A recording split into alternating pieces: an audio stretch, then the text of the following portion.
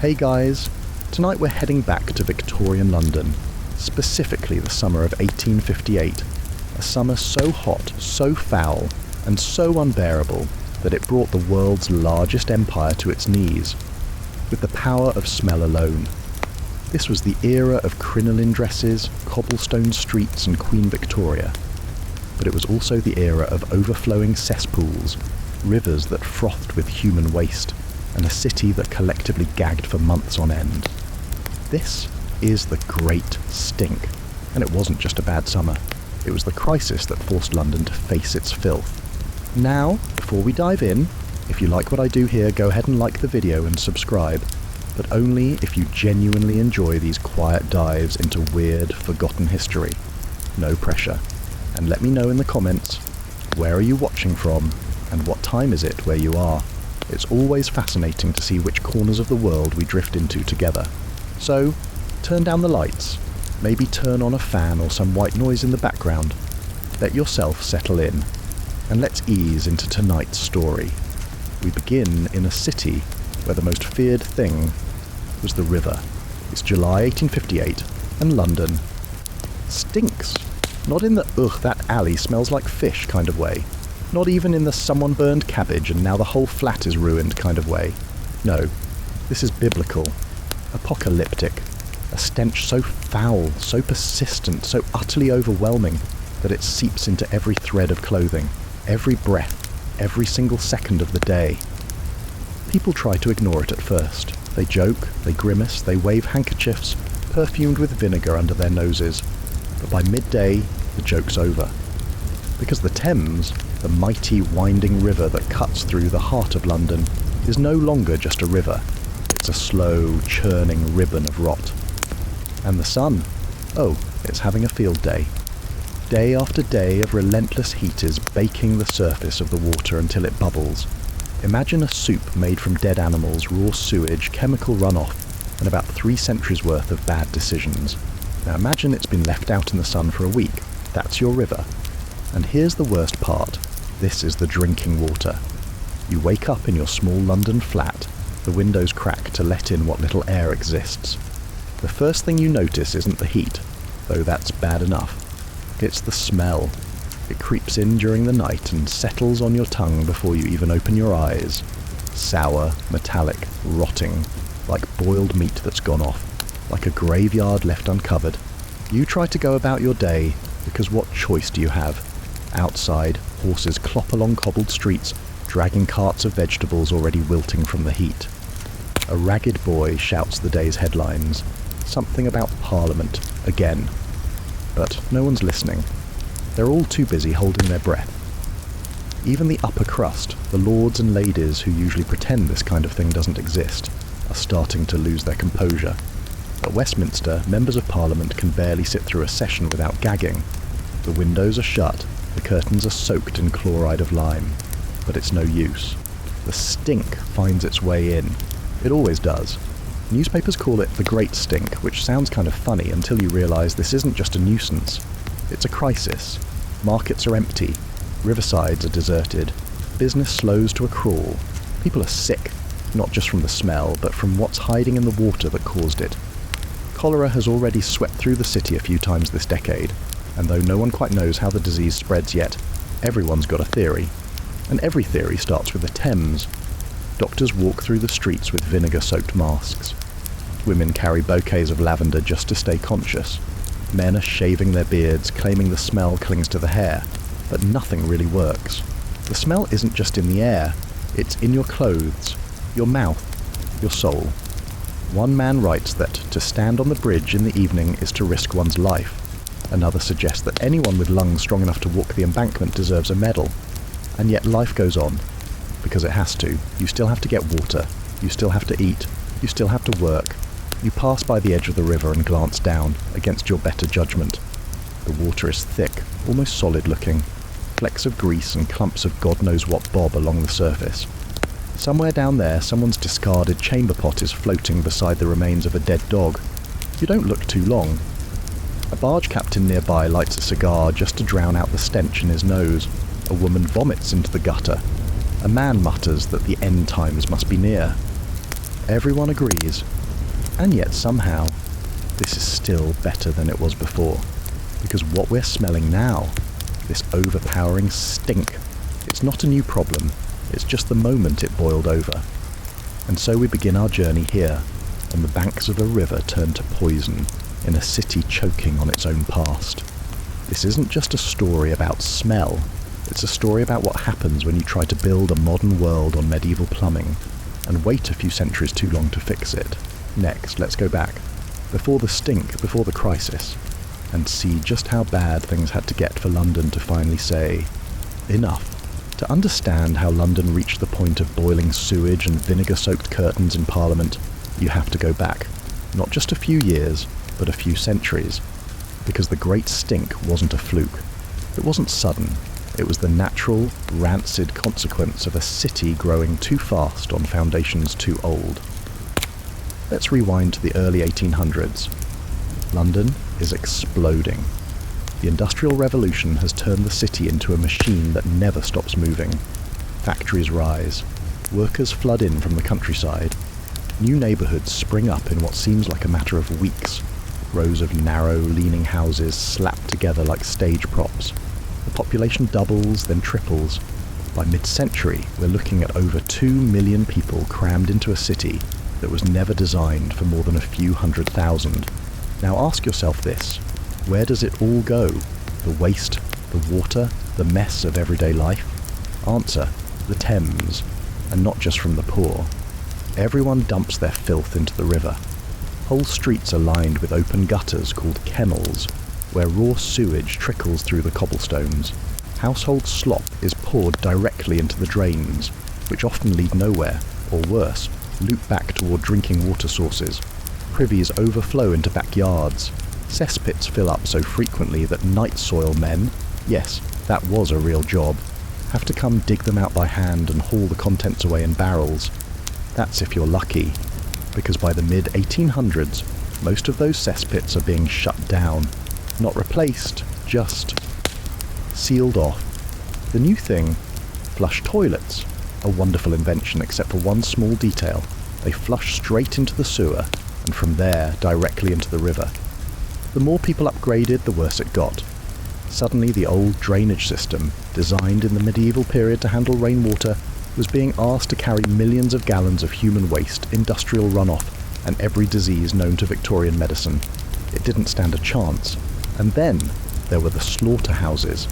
Scattered across the city, these were lovely places where animals were killed in the open, often right on the street. Blood, bones, offal, nothing went to waste unless it was too rotten to use.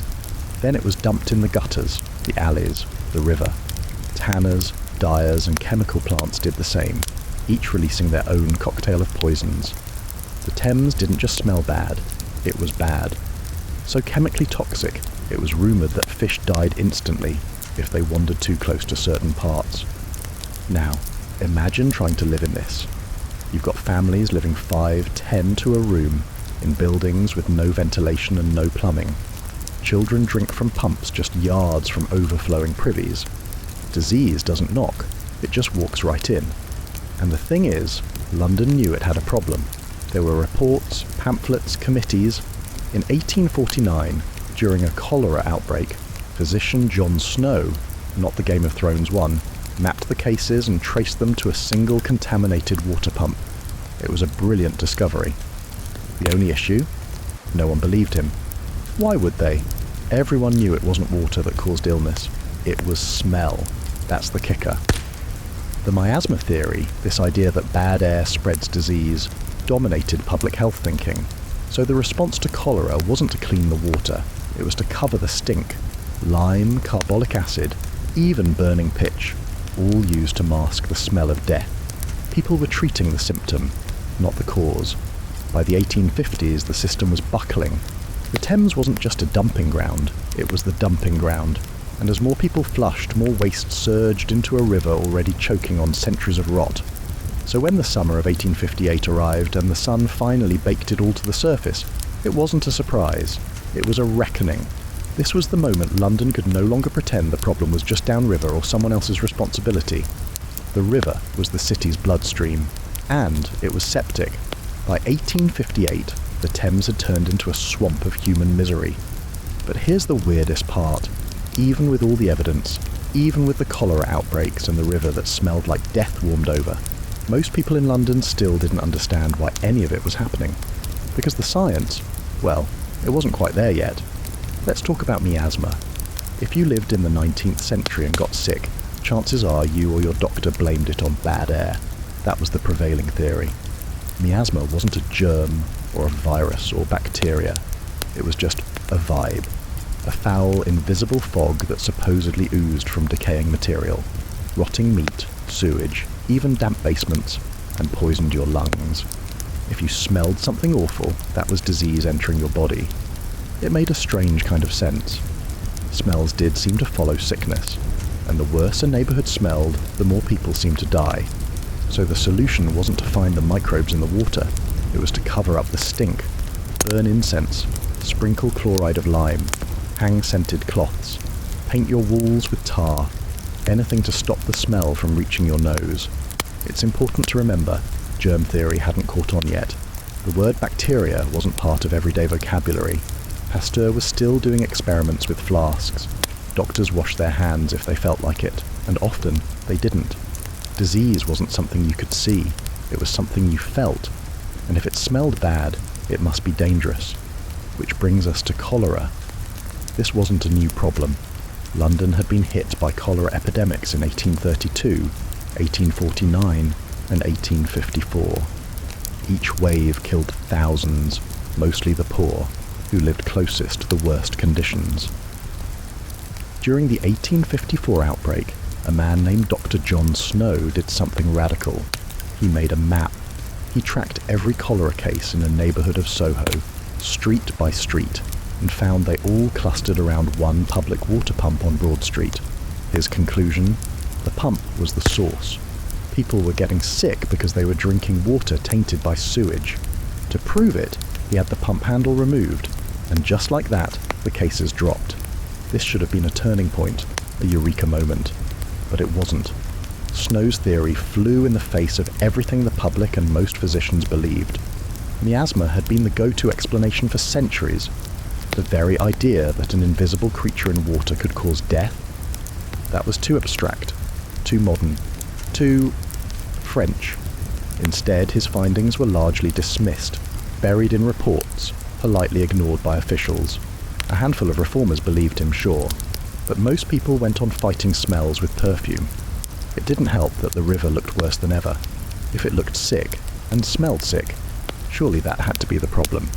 And to be fair, the Thames was dangerous, just not for the reasons people thought.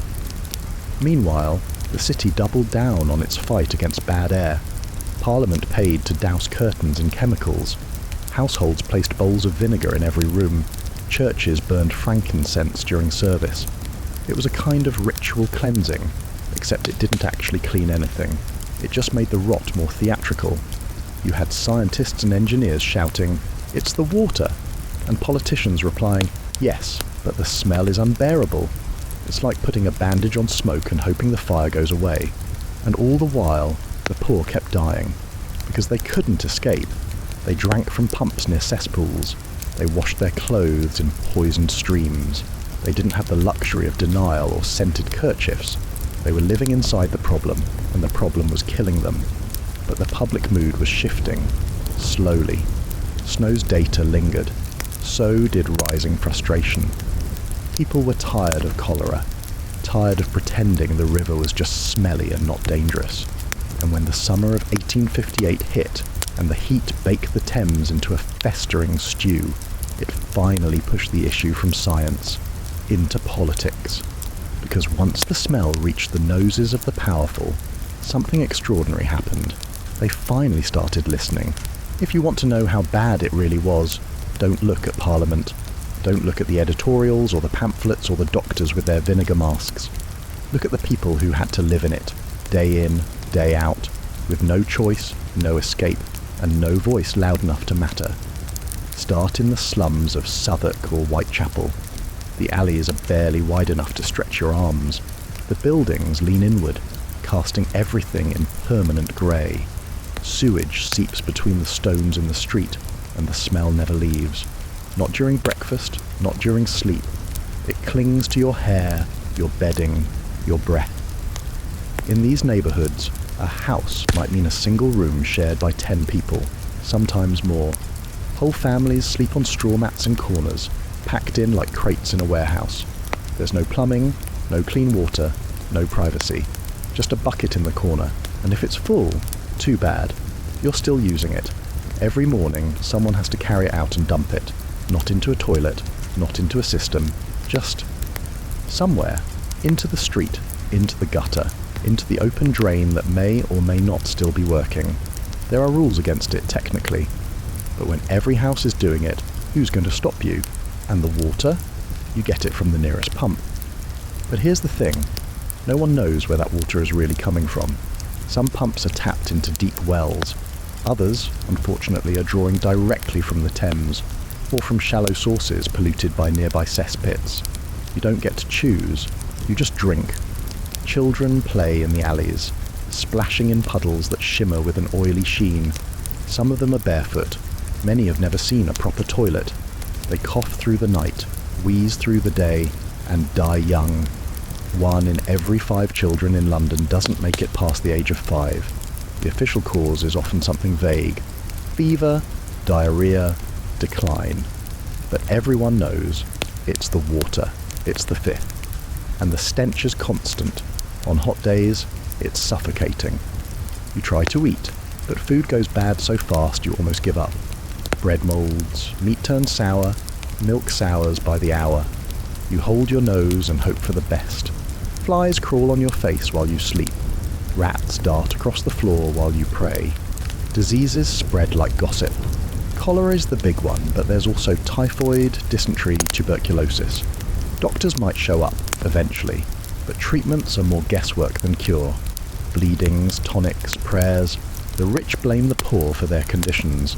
They say it's laziness or moral failure or the result of drinking gin. But the truth is simpler. The poor are trapped, and the city keeps growing around them, building upward, outward, faster than anyone can keep up. Infrastructure isn't catching up. It's collapsing under the weight. And still, people endure, because they have to. They sweep their steps. They scrub their clothes. They say good morning, joke with the neighbours, carry on. There's dignity in the routine, even when the walls are crumbling. Some try to leave. A few manage to climb out of the slums, find better housing, better water. But for most, it's a lifetime sentence.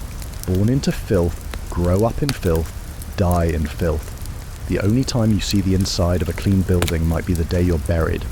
So when the rich finally start complaining, when MPs can't sit through a session without retching, there's bitterness, because the poor have been gagging for decades.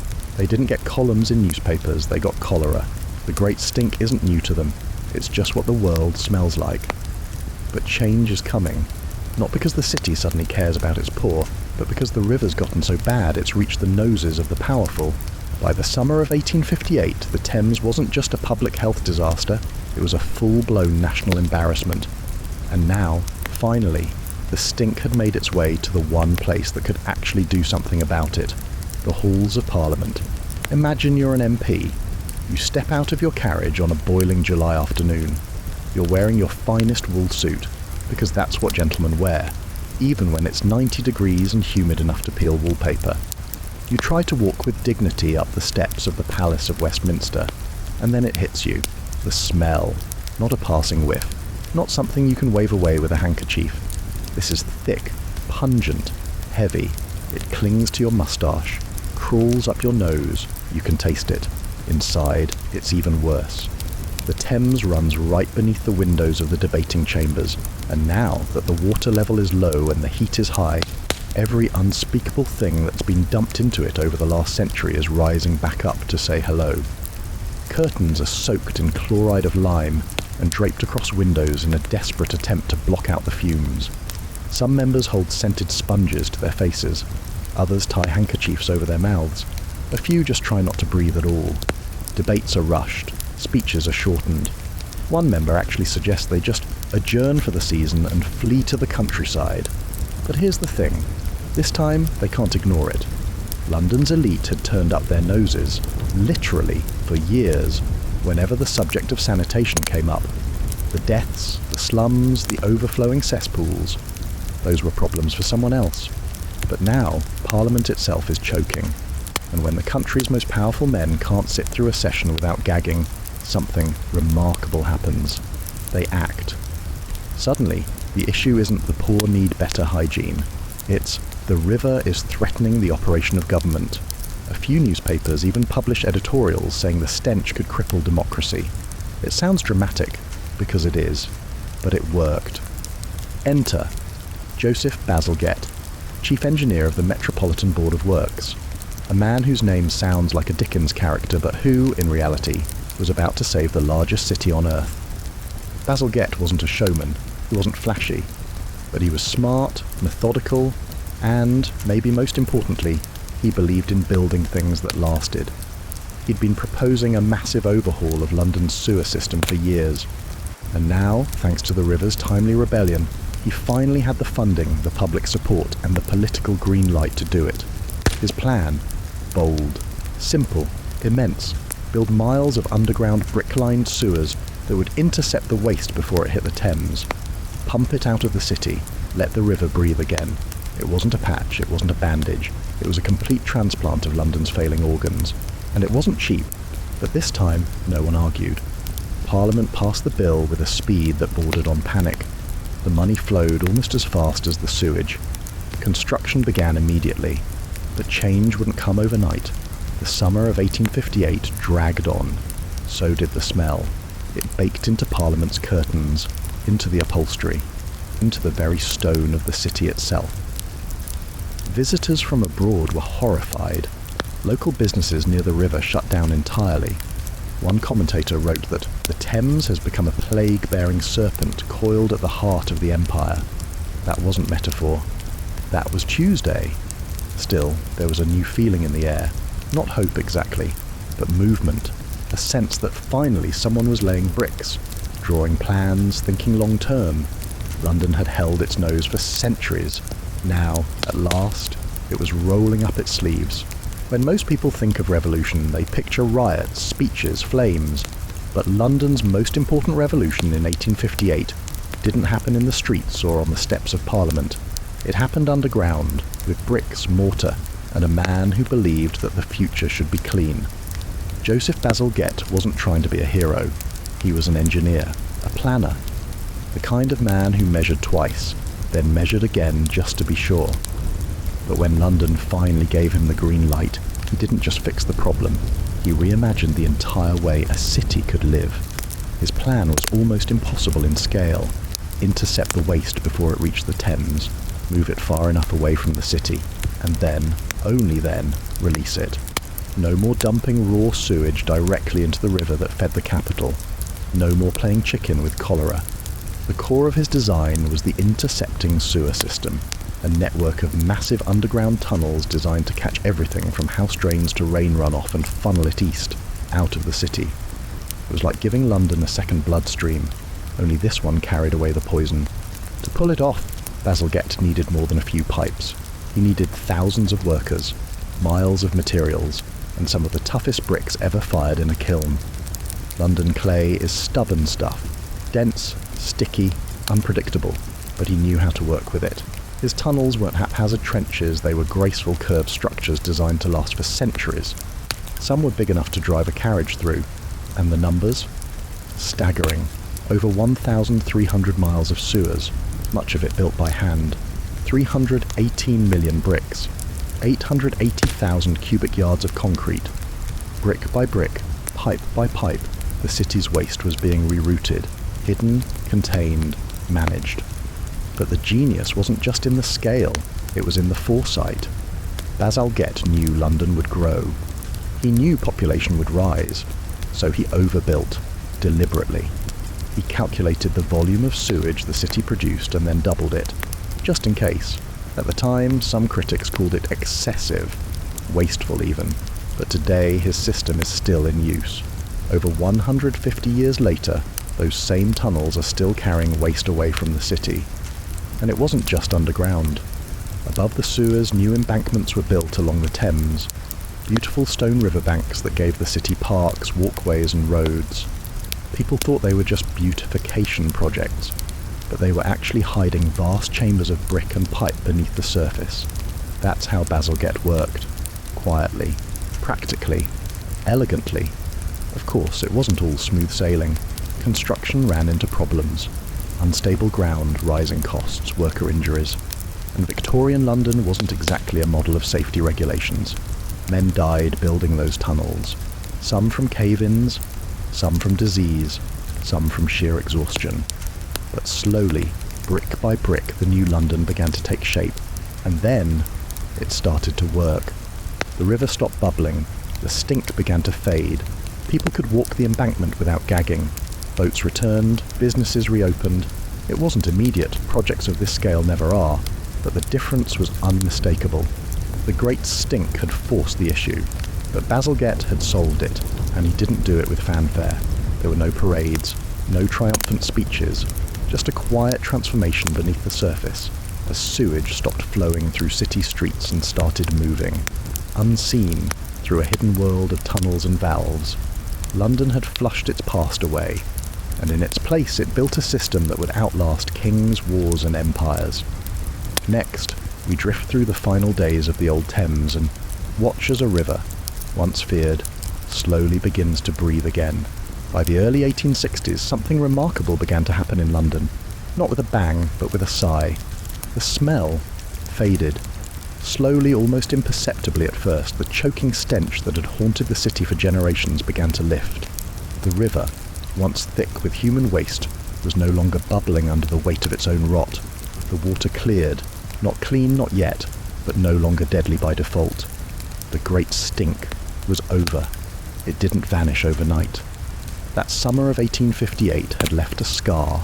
The heat, the panic, the sheer humiliation of a capital city suffocating on its own sewage had shaken London to its core. But Bazalgette's plan was working. Day by day, mile by mile, the tide was turning, literally. The embankments along the Thames, once seen as architectural flourishes, now stood as quiet monuments to what lay beneath. People strolled beside the river again. Vendors returned. The air, no longer saturated with the smell of decay, became just air. For the first time in living memory, you could walk near the Thames in summer without gagging. It was like London was breathing again. And with this breath came something else. Reflection. For decades, reformers had pleaded for action. Doctors had written papers. Journalists had exposed the slums. Activists had demanded better for the poor. But none of it had been enough. Until the stench reached Parliament. It was a sobering truth. The poor had endured filth and death for years, but real change only came when the elite couldn't stand it anymore. Still, change did come, and once it started, it kept going. The new sewer system didn't just clean the river, it changed the city's entire relationship with public health.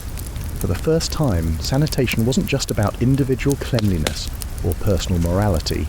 It became a civic responsibility, a system, a science.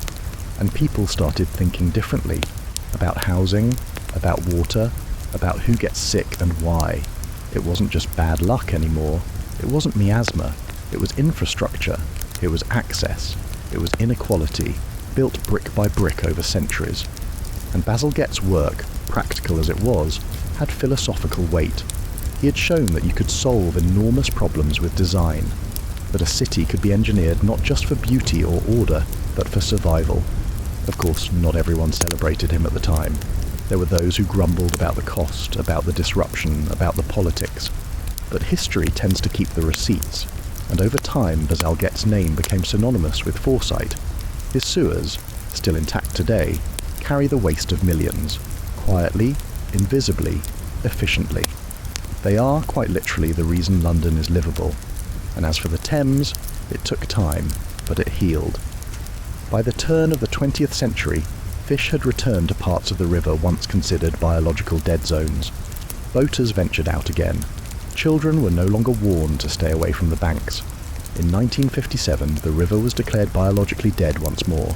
Pollution had risen again with post-war industry.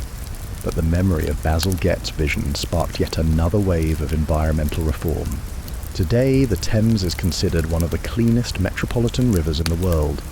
It's easy to forget how close London came to collapse, to drowning in its own neglect. But every time a toilet flushes, every time a rainstorm passes without flooding the streets with filth, every time a child drinks clean water from a tap without fear, Basil Gett is there, silent, underground, still doing the job. So, the Great Stink ended, but its lesson lingered. When a city ignores its foundations for too long, when it builds upward without thinking downward, eventually the rot rises to the surface. The Great Stink of 1858 may feel like ancient history, something sealed in dusty newspapers and buried under layers of Victorian brick. But the truth is, we're still living in its shadow. Walk through London today, and you'll pass over Basil Gett's work without even realising it.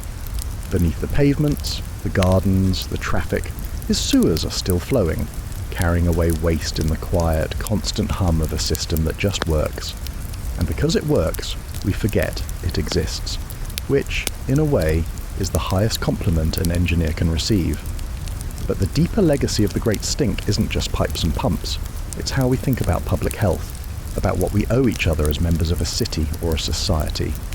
Before 1858, sanitation was considered a personal problem. If your water was dirty, if your child got sick, if your street flooded with waste, it was probably your fault, or bad luck, or some failure of morality. But after the stink, something shifted.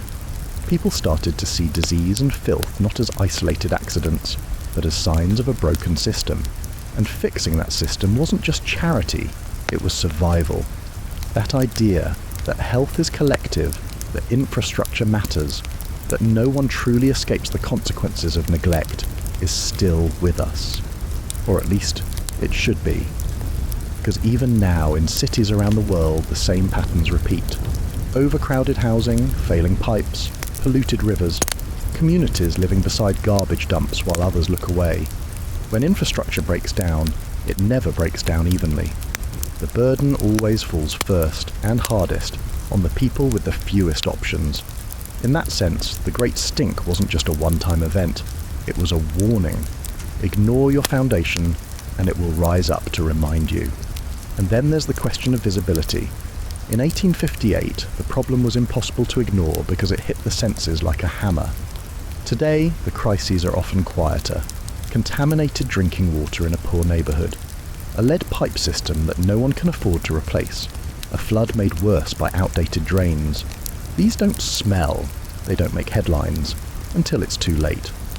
But every time we invest in clean water, in public housing, in functioning sanitation, we're building on Basil Gett's legacy. Every time a city takes waste seriously, not just as garbage to be hidden, but as a public concern to be solved, we're learning from the stink. And maybe that's the real takeaway. Not that London smelled bad, but that it took something that bad to force action. Because human beings are pretty good at ignoring slow disasters. We'll live with the drip, the rot, the creak, until it becomes unbearable, and only then, maybe, we'll reach for the blueprint. The Great Stink wasn't just about sewage, it was about finally admitting that progress needs more than ambition. It needs maintenance, planning, foresight, bricks and pipes and boring meetings, the kind of work that doesn't make statues, but saves lives. So tonight, as you lie there, safe, clean, warm, spare a thought for the people who once lived with their windows shut, mouths covered, breath held, for the workers who dug tunnels beneath a rotting city, and for one quiet engineer who looked at a river of filth and imagined something better. Because when the world starts to stink, it's not always a sign of doom. Sometimes it's just a sign that it's time to fix what's broken. The river settles behind us now, its waters quieter, its burden lightened. But history never rests in one place for long. As the smell fades and the stones of London cool, we turn gently toward a new story. One carried not by sewage, but by the rhythm of ancient footsteps across sun-baked earth. The first light creeps over the step, pale and golden, rushing across a city older than memory. You wake not in a house as we'd know it, but in a room of sun-baked mud brick, cool from the night air, silent but for the rustling of reed mats and the faint groan of a wooden door pushed open to the dawn. You are in Uruk. The year? No one has numbered it yet, but centuries from now, they will say this was around 2900 BCE. Right now, it's just morning. Outside, the city is already stirring. A man walks past your door pulling a donkey cart piled high with bundles of barley. A child runs barefoot down the dusty street chasing a hoop of woven reeds. Somewhere in the distance, drums thump from the temple quarter. The priests are waking the gods with rhythm and chant. The smell of smoke and warm bread drifts from the courtyard ovens. The city breathes. Uruk isn't small. By the standards of your time, it is massive. Tens of thousands of people live within its walls, maybe even 50,000. That's unheard of. It might be the largest city the world has ever seen. Walls of fired brick ring its perimeter, stretching for miles, thick and high, built, so they say, by King Gilgamesh himself. Inside those walls is a world unto itself. There are neighborhoods for potters, for metal workers, for those who tend livestock or manage the grain stores. There are temples and workshops and open squares where vendors shout the names of dates and spices in a language still half-formed. There are canals for irrigation, carefully dug and maintained by men who track the water like priests watch the stars. There are scribes in long robes hunched over clay tablets, pressing styluses into wet surfaces to record barley shipments or temple offerings or debts owed from one house to another.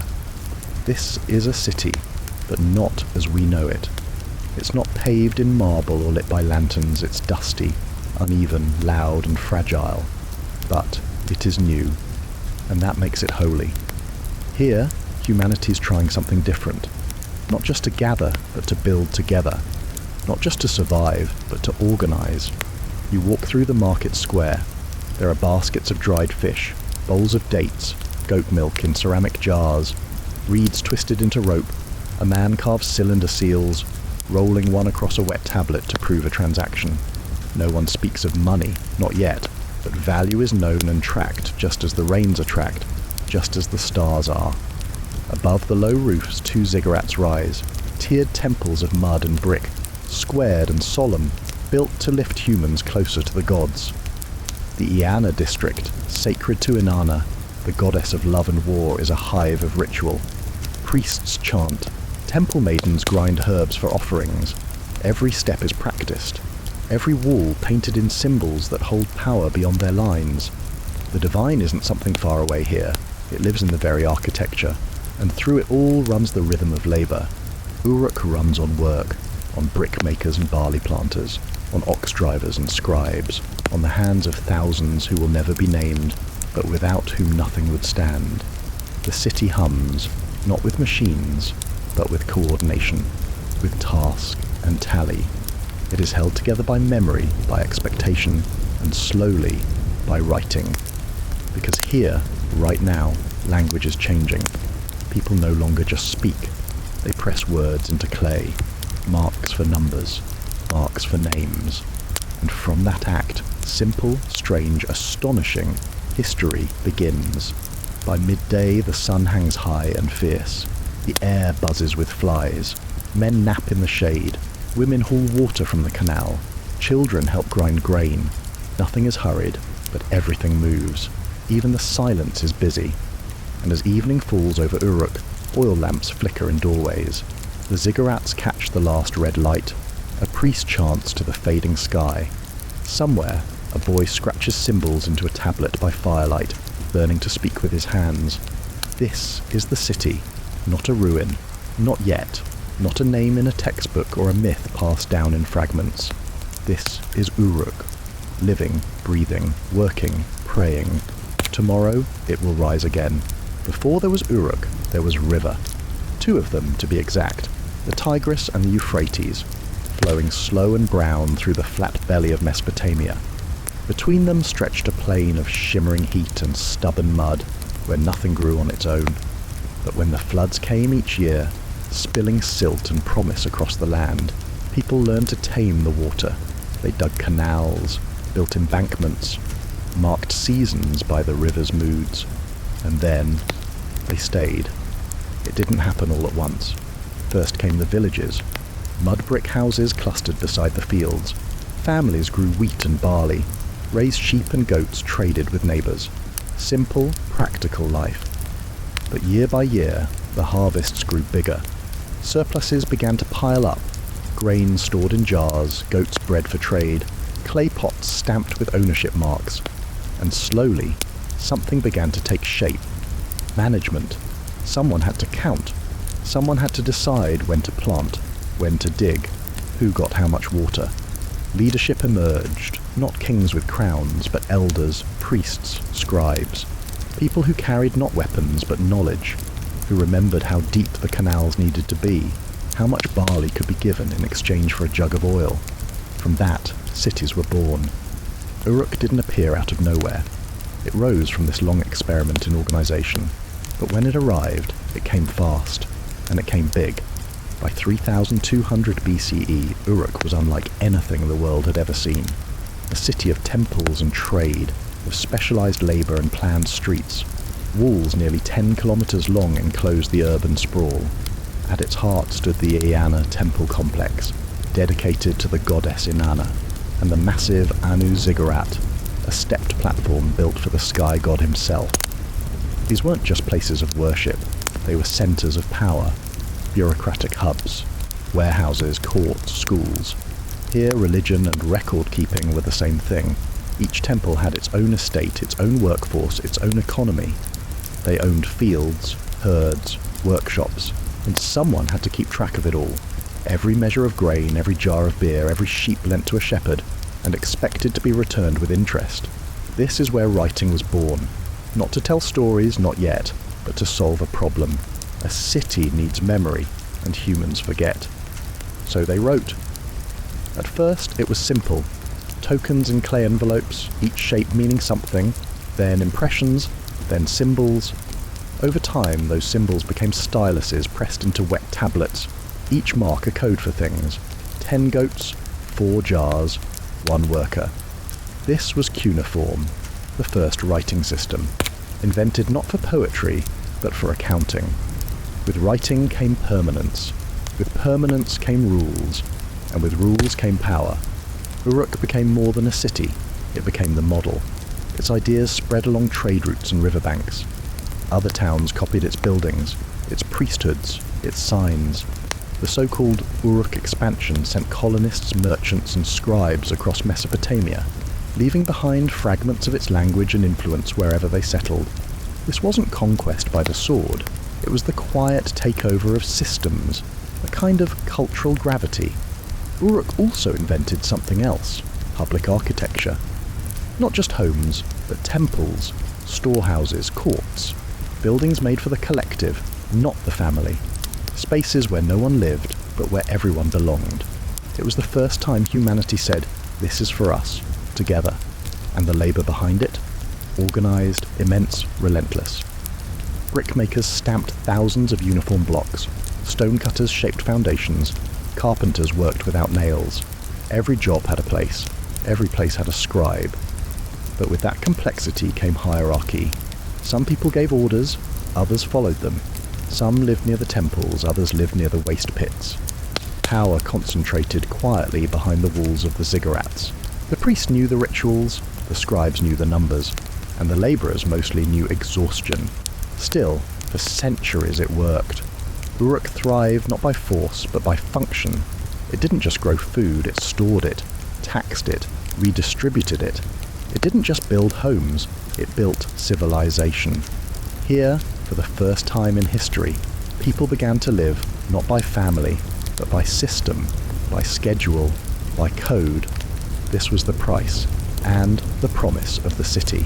If you stood in the temple quarter of Uruk around 3000 BCE, you wouldn't be able to tell where religion ended and government began, because here they were the same thing. The gods weren't distant, abstract ideas. They lived among the people, in bricks, in symbols, in the rhythm of everyday work. And nowhere was their presence felt more strongly than in the sprawling Eanna temple complex. Towering above the streets, it wasn't just a place of prayer. It was the beating heart of the city. Inside its walls, priests oversaw more than ritual.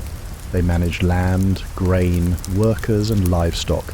The gods, after all, owned vast estates, and someone had to keep track of the divine property. The temple was a bank, a storehouse, a courtroom, a school, and most importantly an archive, because here, among the incense and hymns, writing took hold. The earliest tablets found in Uruk aren't myths or hymns or poetry. They're records, inventories, ledgers, marks pressed into soft clay with a stylus, each sign standing in for a real object: a jug of oil, a basket of dates, a goat, a worker. The language is cuneiform, literally wedge-shaped, and it began not for beauty or art, but to solve a bureaucratic crisis. Too many goods, too many people, too many deals, and no reliable memory. So they wrote it down. A scribe in the temple might spend hours recording deliveries. 5 measures of barley, 2 sheep for sacrifice, 3 jugs of beer for the workers, each transaction etched with care. Some tablets were stored in archives, others were dried in the sun to preserve them. Some were reused, the data erased and overwritten, like the first hard drives. And this act of turning speech into symbol, transaction into text, shifted something profound. It meant that information could outlive memory, that rules could be enforced even when the speaker was gone, that the god's will could be quoted, cited, audited, that an institution could carry power across time, not just across space.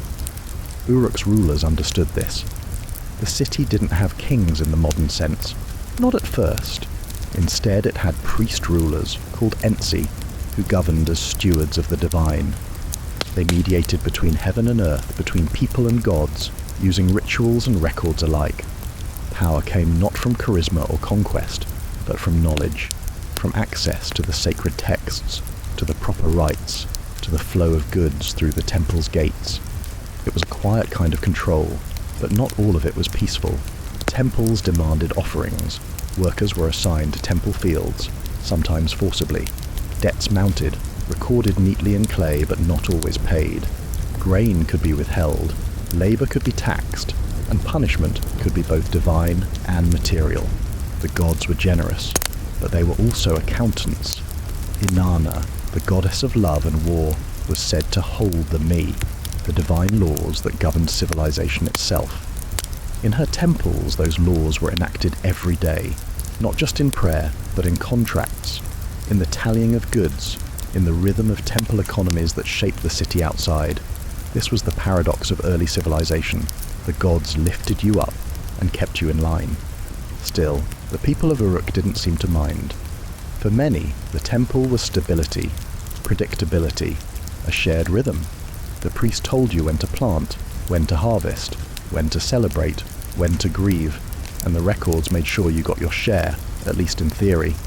It was a system, imperfect but vast, beautiful in its complexity, harsh in its demands, and through it all the stylus moved, quietly, endlessly, turning life into marks, turning marks into meaning, turning meaning into power.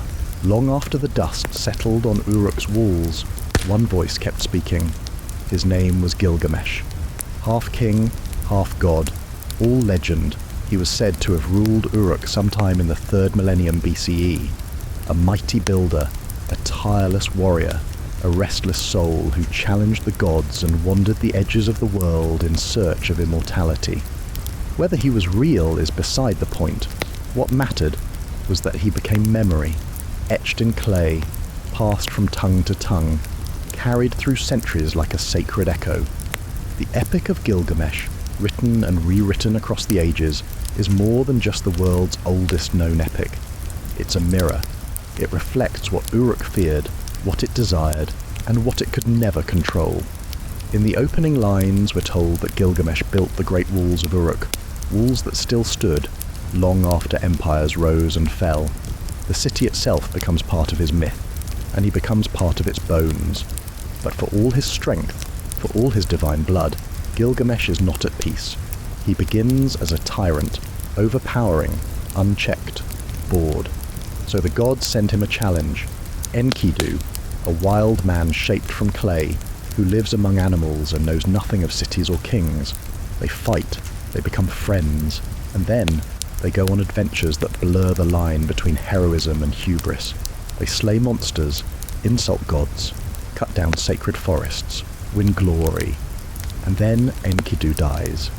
Suddenly the epic turns. Gilgamesh, faced with the loss of his only friend, unravels. His bravado collapses. His rage turns to fear. He begins to ask questions that no city, no system, no tablet can answer. Why do we die? What is the point of power if it can't protect the ones we love? And so he wanders, leaving Uruk behind, seeking a secret that even the gods don't share lightly. He meets Utnapishtim, survivor of a great flood, who tells him the truth. Immortality is not for men. Even the greatest must fall. Gilgamesh returns to Uruk not with eternal life, but with perspective. He stands on its high walls, looks over the houses, the temples, the gardens, and says, "This is my legacy. Not escape from death, but this city, this place, this order." The epic ends not in triumph, but in acceptance. And this, perhaps, is the most powerful thing about the story. Its honesty. It doesn't promise glory. It doesn't offer comfort. It speaks with clear and ancient voice of the human condition, of grief, of ambition, of the quiet dread that even the tallest walls cannot keep time at bay. What's remarkable is how early this story arrives. Before Homer, before the Torah, before most nations had a name, and yet its questions are timeless. If you stripped away the cuneiform, you could hear its bones in any modern novel, any whispered prayer. And Uruk, it becomes a character too. The city is not just backdrop, it is memory, structure, permanence. It's what remains when heroes fail, what endures when myths fade. The tablets that carried the epic were found centuries later, buried in the ruins of Nineveh, far north of Uruk. But their roots were older. Gilgamesh was already ancient when Babylon rose, already legendary when Assyria marched. He had outlived his own kingdom, and in that way maybe he did find immortality. Today, tourists walk the windswept mounds of what was once Uruk. There's no throne, no ziggurat left standing, just clay, cracked and sun-bleached. But somewhere in that dust, Gilgamesh still walks, still wonders, still watches the sun rise over the fields he once ruled. And we, still writing, still building, still breaking. We haven't answered his questions. We've just added new layers of stone to the same old wall. Uruk was never meant to sit quietly. Even in its earliest days, it reached beyond its walls. Its needs too vast, its ambitions too broad to be satisfied by what lay nearby.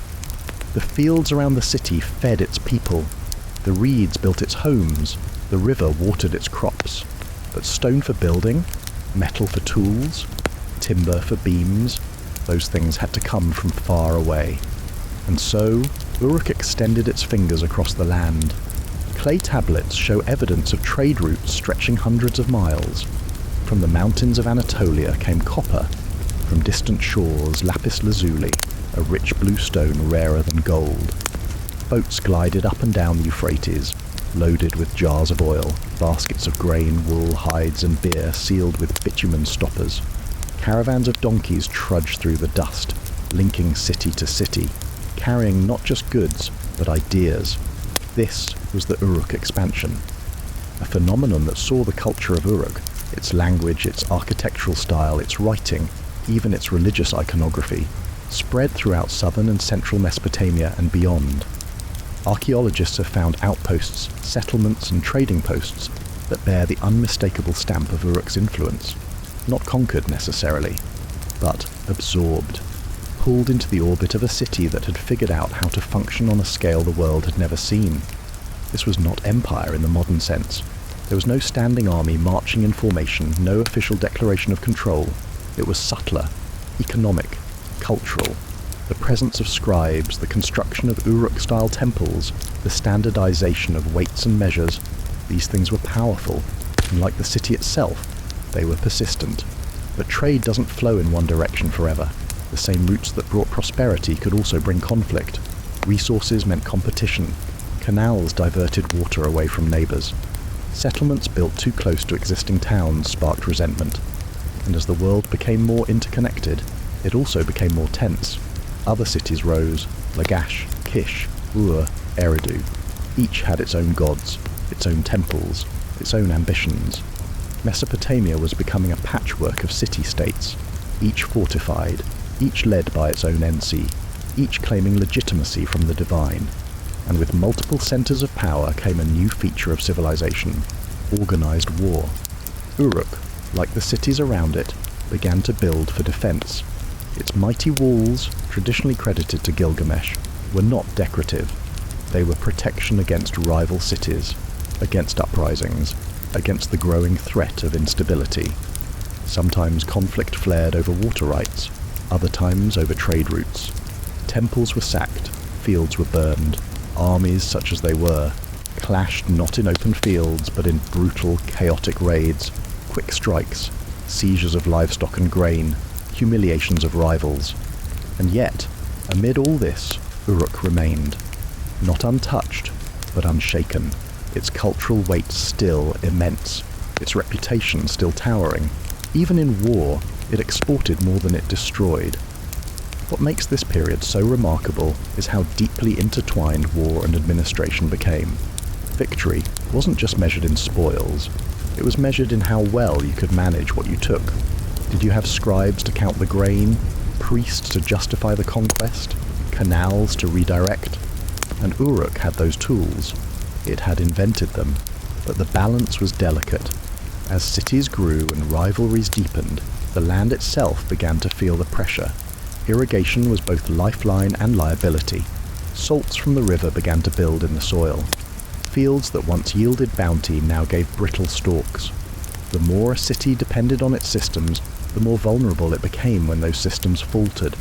Still, the world that Uruk had shaped was now bigger than Uruk itself. Its legacy was in the tablet buried miles away, the building copied by foreign hands, the symbol of Inanna carved in unfamiliar dialects. The city had reached the edges of its map, and, in doing so, had begun to loosen its grip. Soon other powers would rise, and Uruk, once the blueprint, would have to watch from the sidelines.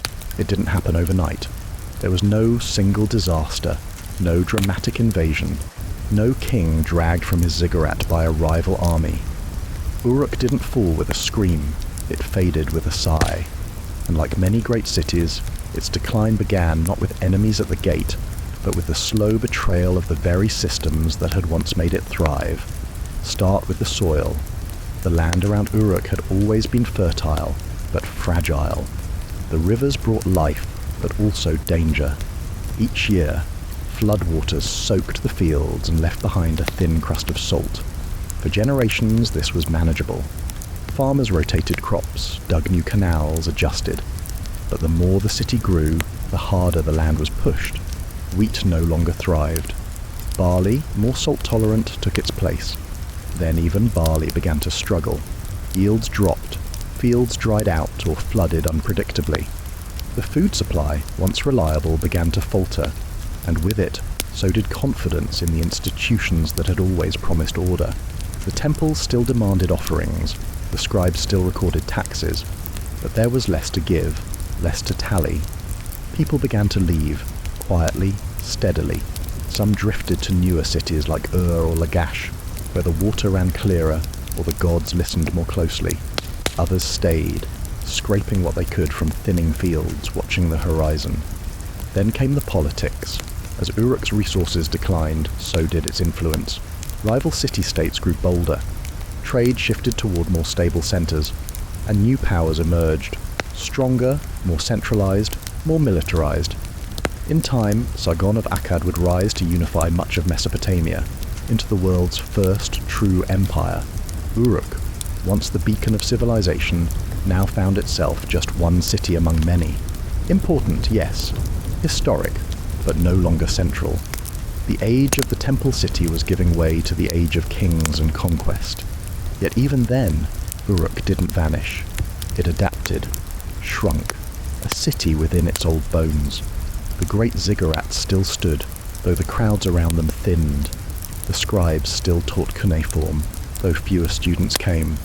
Clay tablets still recorded offerings, even if the offerings were humbler than before.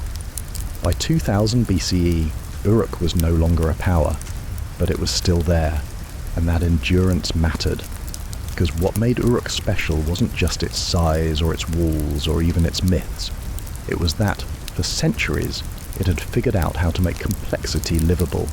It had invented systems, irrigation, writing, accounting, planning, rule. Not perfection, but coherence. And now, as that coherence cracked, the lessons remained. In a way, Uruk had become too successful to survive unchanged. Its ideas had spread too far. Others had taken its blueprint and built bigger, stronger, more adaptive machines.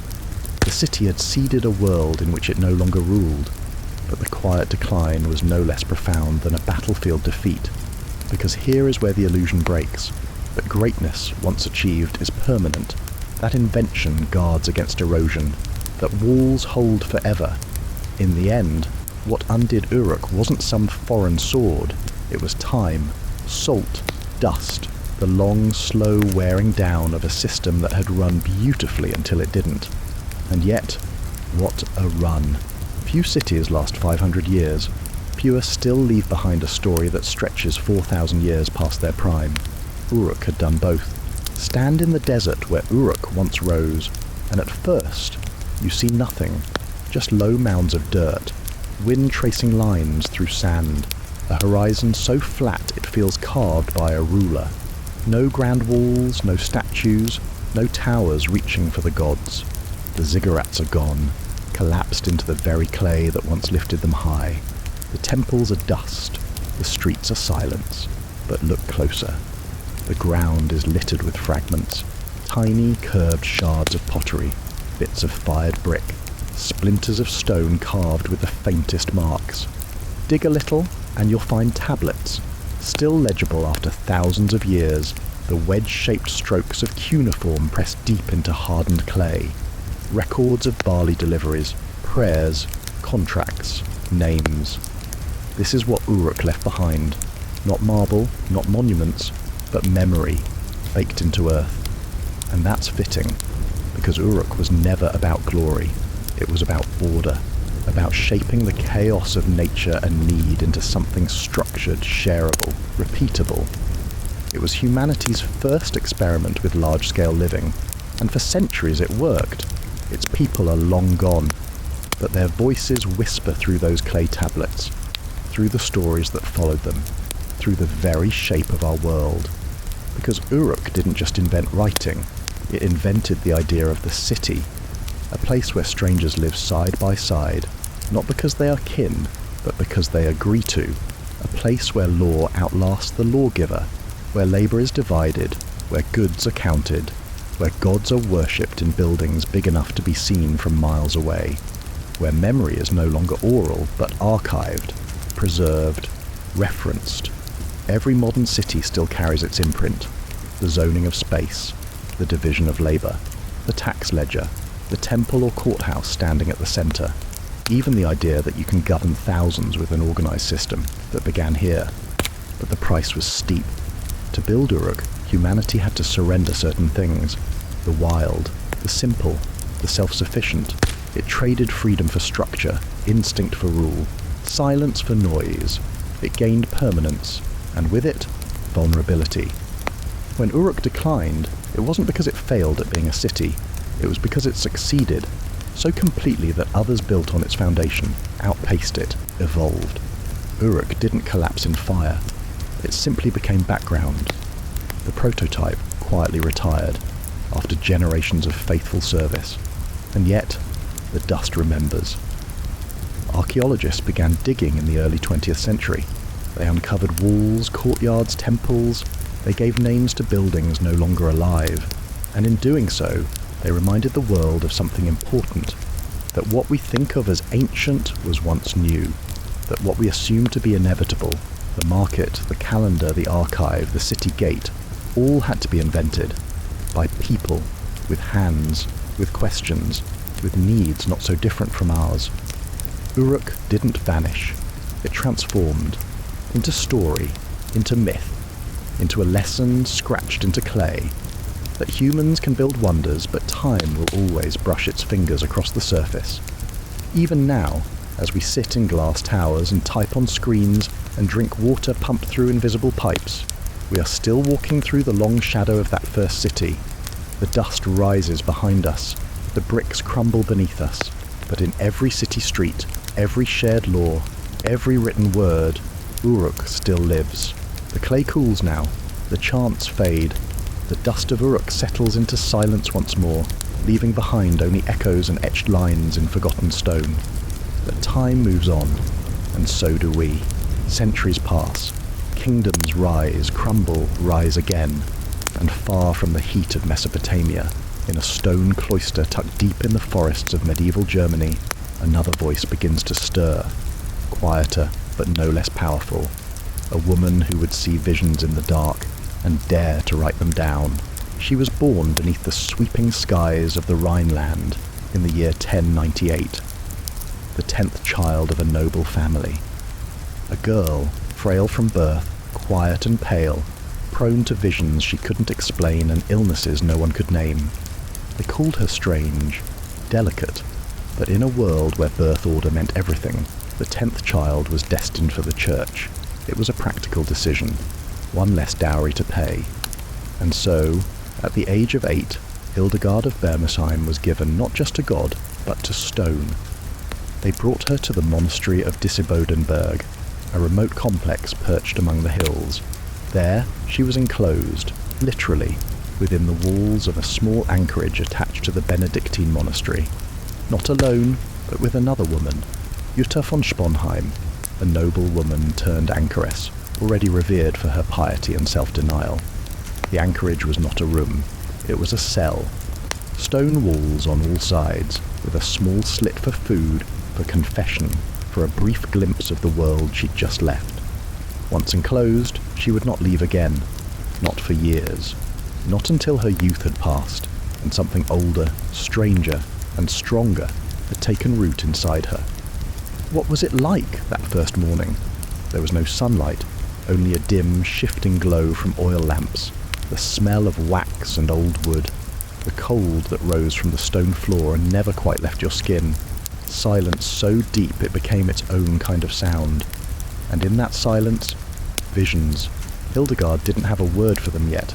She called them the shadow of the living light. They weren't dreams.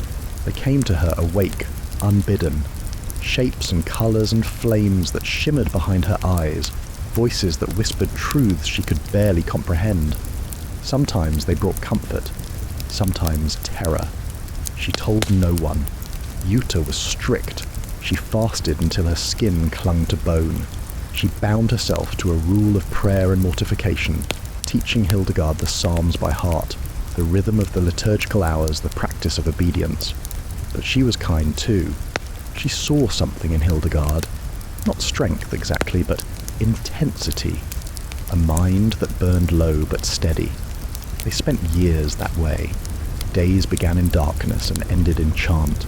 Their world was prayer, ritual, scripture. They sowed, they tended a garden, they listened through the narrow window to the monks reciting Mass. Occasionally, girls from noble families were sent to learn under Jutta's guidance, but the enclosure never truly opened. Hildegard's body remained fragile. She was often sick, taken with fevers, dizziness, strange fatigue, but through it all, the visions never stopped. They deepened. She began to understand them, not through study, but through stillness. She listened to them as one might listen to wind stirring the leaves, without expectation, without resistance. She would later write that these visions were not a dream or trance, but a clarity, a brightness that poured into her soul. She knew things she had not learned, saw patterns in the world that others missed. But she kept quiet. In a church ruled by men, a woman claiming divine revelation risked accusations of heresy or madness. And so she waited. She waited inside the stone walls. Years passed. Her parents died. The world beyond the window changed. Crusades marched. Emperors rose and fell.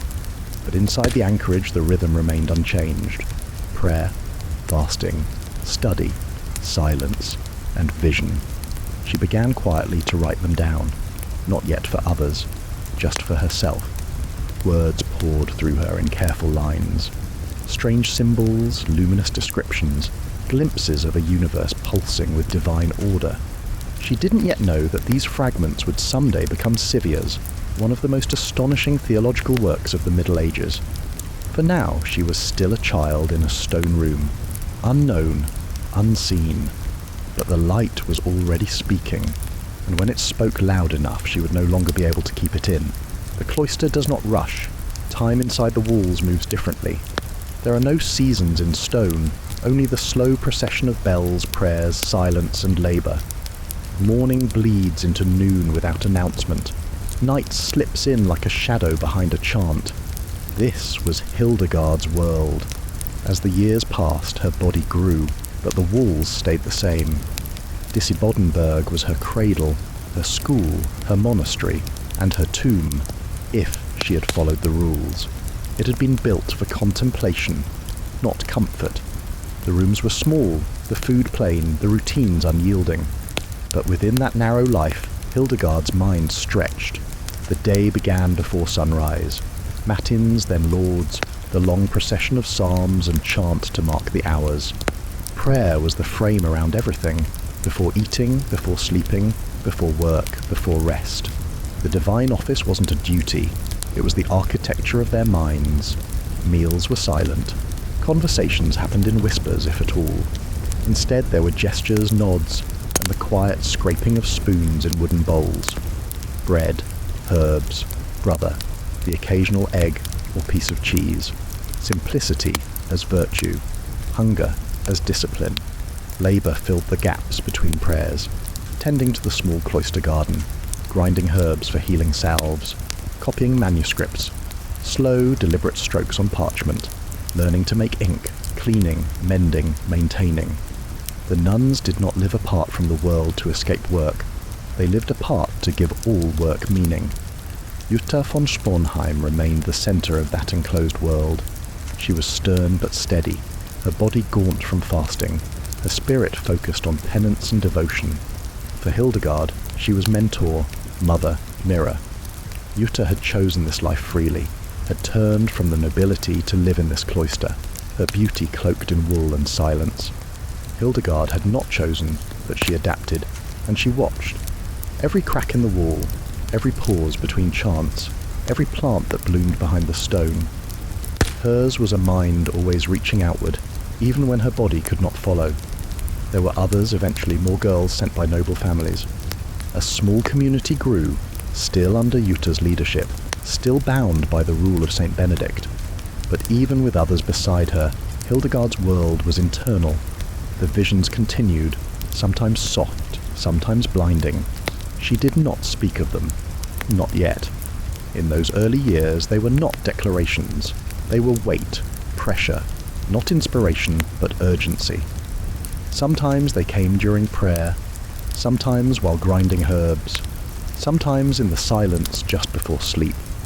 Light that shimmered behind her eyes, carrying images of wheels, flames, stars, and a voice, not human, not her own, explaining things no one had taught. She had no name for this, only a deepening certainty that it was real, and she was afraid. Visions were not unheard of in the church, but they were dangerous. Men who claimed divine inspiration were tested. Women were questioned twice as hard. Was it madness, delusion, pride? And pride was the great sin for women of the cloister. So she remained silent, outwardly obedient, inwardly aflame. She memorized scripture, sang psalms, learned the medicinal uses of plants, yarrow for wounds, fennel for digestion, lavender for calming the spirit. The body, after all, was a house of both pain and mystery.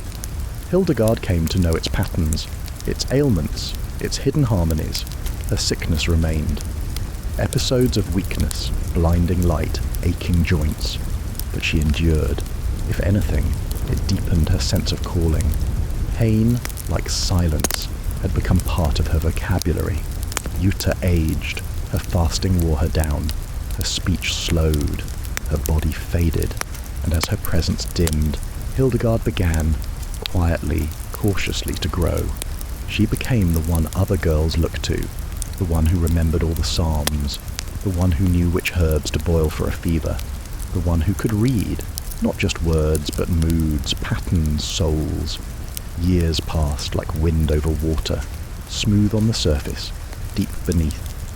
By the time Jutta died in 1136, Hildegard was no longer a girl. She was 38, still unknown to the world outside. But within the cloister she had become something rare, a mind forged in silence, a voice still hidden, but not for long. She had held it in for years. The visions came as they always had, radiant, wordless, luminous. They did not ask permission. They flooded in like light beneath a door.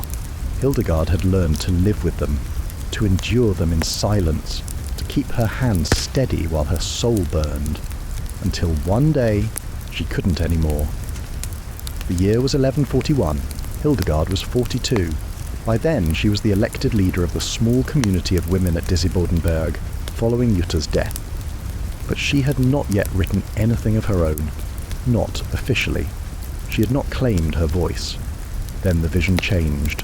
It came not with fire or thunder, but with clarity.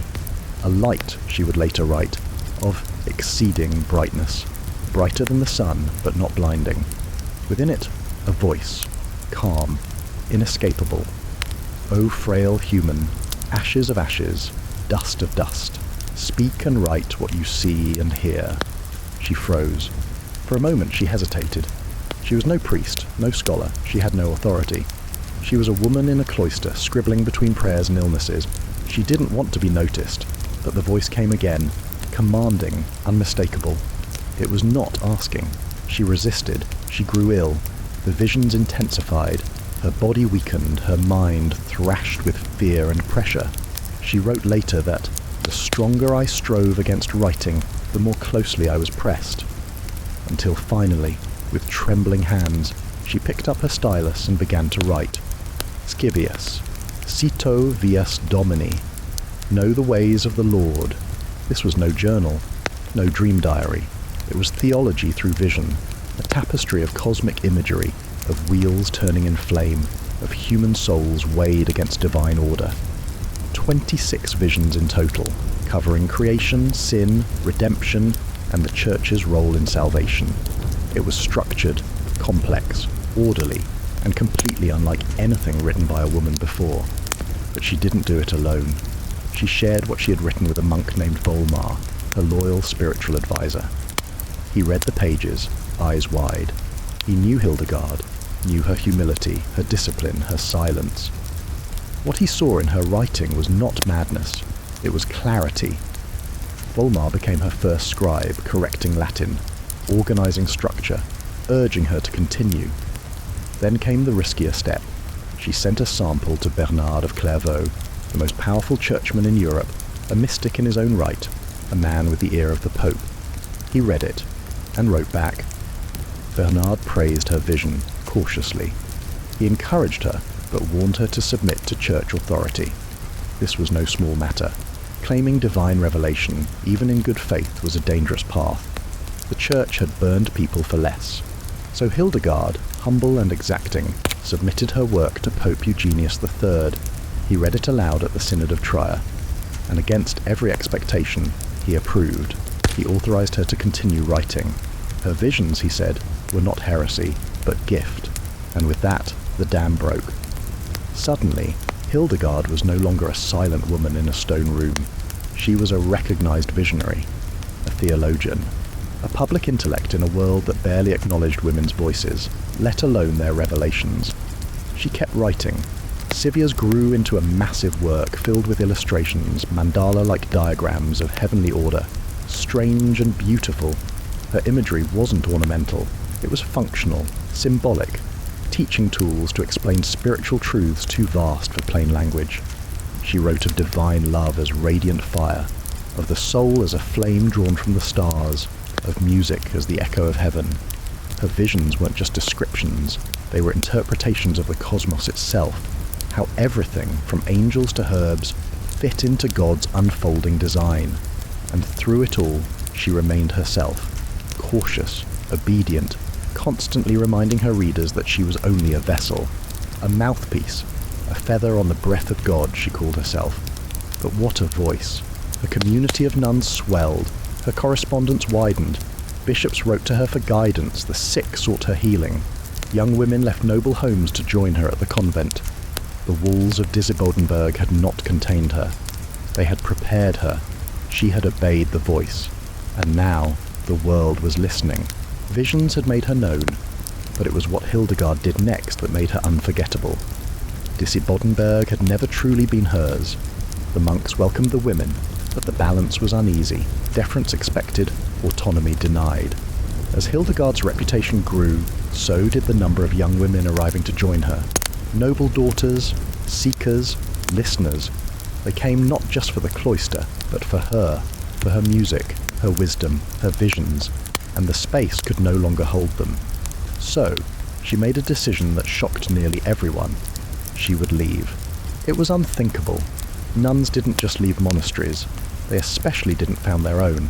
But Hildegard had a vision, both literal and practical, of a new community. One where women could live not only in obedience, but in dignity. A place apart from monastic politics. A space for study, creativity, and healing. She found that place at Rupertsberg near Bingen, at the confluence of the Nye and Rhine rivers, a ruined site once sacred, long abandoned. She saw potential where others saw rubble, and slowly, stone by stone, the new convent rose. It wasn't just a religious house, it was a sanctuary of ideas. As abbess, Hildegard was no ceremonial figure. She oversaw construction, assigned roles, balanced spiritual life with daily labour. She taught her nuns to read and write, to copy texts, to tend gardens of medicinal herbs, to sing, not just from tradition, but from original compositions, hers. Because Hildegard was not just a theologian, she was a composer. More than 70 of her original chants survive, soaring, melodic, strange and beautiful. They did not conform to the usual patterns of Gregorian chant. They stretched further, reached higher, floated freer. Her music wasn't merely ornamental, it was revelatory. A glimpse of heaven filtered through human voice. She called her songs Symphonia Armoni Celestium Revelationum, symphonies of the harmony of celestial revelations. This wasn't metaphor. She believed music could echo the divine, that the human voice raised in praise restored something of Eden. When her nuns sang, they didn't just perform, they participated in the unfolding of cosmic order. And then there was her healing. Hildegard observed, she listened. She studied the natural world not with detachment, but with reverence. She wrote treatises on medicine and natural science, Physica and Causae et Curae, detailing plants, animals, stones, and their uses in treating illness. Her approach was holistic. The body was a garden, illness a sign of imbalance, healing a matter of restoring harmony. She saw the world in patterns, the hot and the cold, the moist and the dry. Not superstition, but the prevailing humoral theory of her time, yet filtered through a spiritual lens. She believed the soul and the body spoke to each other. That divine vitality, what she called viriditas, the greening power, flowed through all living things, and she taught her sisters how to harness it. In a world where women's knowledge was often dismissed or erased, Hildegard's voice rang clear, and her authority, earned through labour and intellect, was undeniable. Still, she was not immune to resistance. Some church officials resented her independence. Others questioned her writings. But she had a rare defence. Her visions had been approved by the Pope. Her convent was flourishing. Her nuns were educated, disciplined, and respected. And Hildegard herself radiated a calm conviction that silenced most opposition. When challenged, she responded not with defiance, but with clarity. She believed her work was not hers. It was given. Her confidence came not from pride, but from obedience, not to men, but to the voice that had once called her from silence into speech. And so she led. She wrote, she healed, she composed. Her days were filled with administrative duties, spiritual guidance, writing sessions, music rehearsals, correspondence. She slept little. She worked constantly. Her illnesses never left her, but she carried them like a mantle, part burden, part proof. In the small stone rooms of Rupertsberg the light still spoke, and Hildegard, feather on the breath of God, still listened. By the mid-12th century, Hildegard of Bingen was no longer just an abbess or a visionary confined to the cloister. She had become something rarer, stranger, and far more difficult to ignore, a woman who spoke to power in the voice of a prophet. She began writing letters, not private ones, not polite notes of thanks or requests for favours. These were bold public letters, many addressed to the highest figures in Europe, popes, archbishops, emperors. She wrote not as a petitioner, but as a messenger, one who believed she carried divine warning. She wrote to Pope Anastasius IV, telling him, plainly, that he had allowed the Church to fall into laziness and corruption. She warned bishops that their love of comfort had turned them soft. She told emperors that pride and violence would bring about their downfall. One letter opens with the words, "O man of great wickedness," not exactly subtle. And yet, they listened, not always kindly, not always eagerly, but they listened, because Hildegard's voice did not waver. Her words were weighty, not shrill. She quoted scripture fluently, painted her warnings in the colours of vision and fire. She never claimed authority of her own. She claimed obedience to the voice that spoke through her. Her visions were not hazy dreams or cryptic riddles. They were structured, theological, deliberate. She described the Church as a radiant woman, veiled in stars, wounded by corruption. She saw sin not as personal failure, but as a fracture in divine harmony. Her concept of justice was cosmic, not bureaucratic, and her central symbol, the one that wove through her music, her medicine, her theology, was viriditas, greenness, but not just the colour of leaves. Viriditas was vitality, growth, divine energy that pulsed through all creation. Plants grew because of it, bodies healed through it. The soul itself was green when aligned with God. It was life before the fall. It was renewal, even after. And when she spoke of a dying church, she meant a church that had lost its greenness, its living connection to divine purpose. She didn't call for destruction, she called for revival. And remarkably, many came to her, not just to listen, but to learn.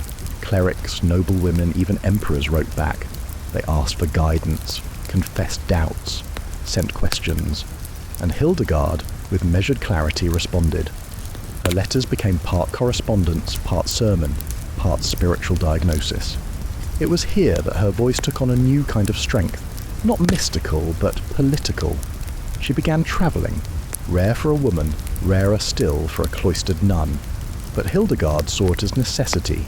She preached in towns and cities, calling people back to repentance and clarity, not in cathedrals, but in open spaces, marketplaces, public squares. Crowds gathered to hear the woman who had seen the divine. It was not fame she sought, it was urgency. The world, she believed, was entering a time of spiritual crisis. Division, greed, apathy. These were not just sins, they were symptoms of a deeper sickness. And she, though sick in body, was burning with the need to speak. She never denied the church, she never broke from it, but she became, in every sense, its conscience. That balance of fierce critique and unwavering loyalty was rare. It gave her a kind of authority others couldn't match.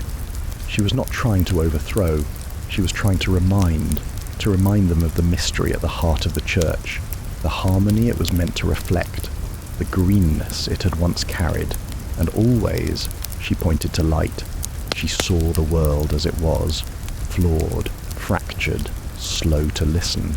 But she never gave in to cynicism, her voice never turned bitter. It remained, even in rebuke, luminous. In her, the church faced something unusual, a woman who did not ask permission because she believed she had been commanded. A feather on the breath of God, carried now not only in cloistered chant, but in ink, in speech, in warning. And still, her visions deepened. When Hildegard described her visions, she didn't speak of gentle dreams or vague impressions. She spoke of fire. "The light that I see is not local," she once wrote. "It is far, far brighter than a cloud which carries the sun." And in that brightness she saw patterns, mandalas of divine logic, wheels within wheels, spheres of stars, towers of angels, the body of the world laid open like a book. Not chaos, but structure, a cosmic order that held all things in balance. The heavens, the church, the soul, the breath. She was, by every definition, a mystic, but not the kind lost in ecstatic trance or wordless bliss. Hildegard's mysticism was architectural, logical, radiant with design. She didn't just feel the divine, she mapped it, and she asked the world to look with her. Her second major visionary work, Liber Vitae Meritorum, the Book of Life's Merits, was a moral cosmology. It described the inner battle of virtues and vices, each one personified and placed in a celestial drama. Pride faced humility. Anger was countered by patience. It wasn't just spiritual allegory, it was psychology, centuries ahead of its time. She believed that sin, like sickness, was imbalance. Misalignment, a distortion of the divine symmetry built into all creation. And just as herbs could restore the body, virtue could restore the soul. But it was her final great work, Liber Divinorum Operum, the Book of Divine Works, that carried the full weight of her cosmic vision. It was a staggering text, theological, symbolic, nearly encyclopedic. In it, she described humanity not as isolated creatures, but as the hinge of creation, the meeting point between the material and the spiritual, the visible and the hidden. She saw the human body as a microcosm of the universe. Our bones echoed the stars. Our breath mimicked the wind. Our hearts pulsed with the same rhythm as the turning spheres of heaven. And sin, when it entered, was not merely a moral failing. It was a fracture in this divine harmony. Her illustrations, many believed to have been guided by her instruction, showed concentric circles, human figures wrapped in flames, cosmic wheels turning with the seasons. They weren't abstract art, they were teaching tools, visual theology, luminous blueprints of divine intention, and central to all of it was light.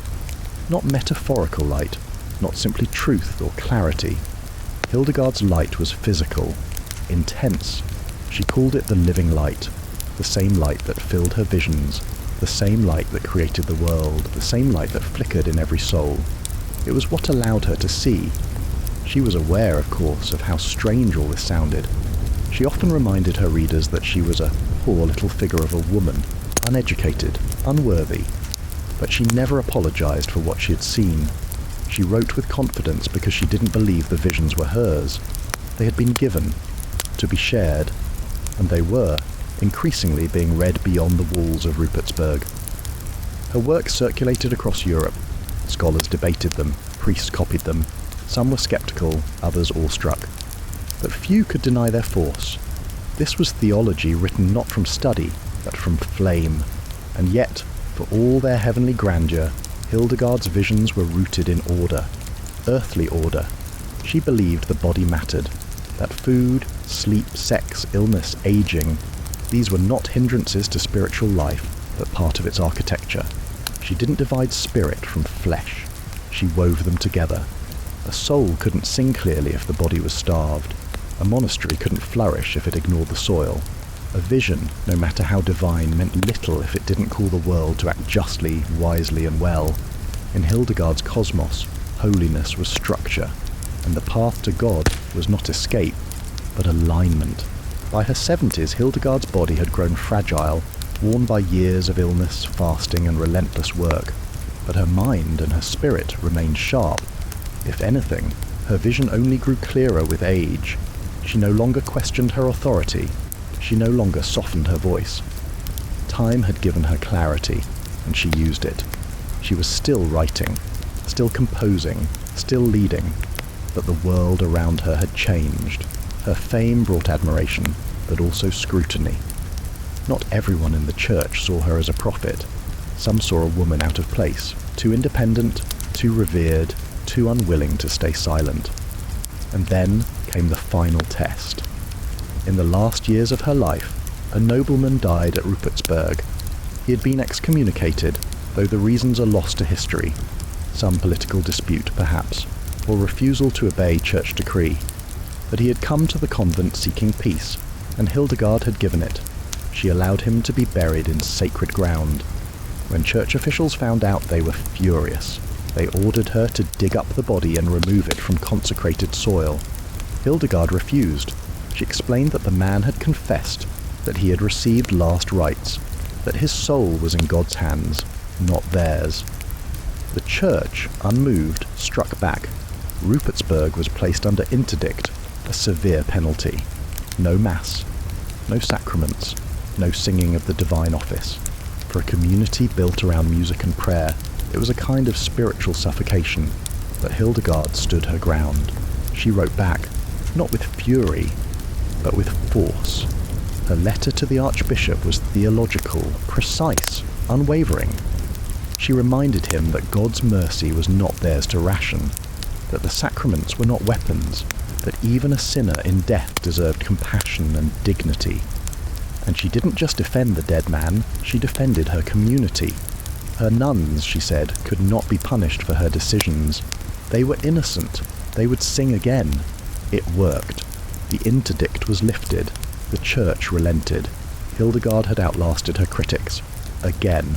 Not with anger, but with reason, faith, and unshakable conviction. By then, she was in her 80s, still writing, still instructing, still wrapped in pain and vision. She had outlived nearly everyone she had once written to. Bernard of Clairvaux, Emperor Frederick Barbarossa, even some of her earliest sisters.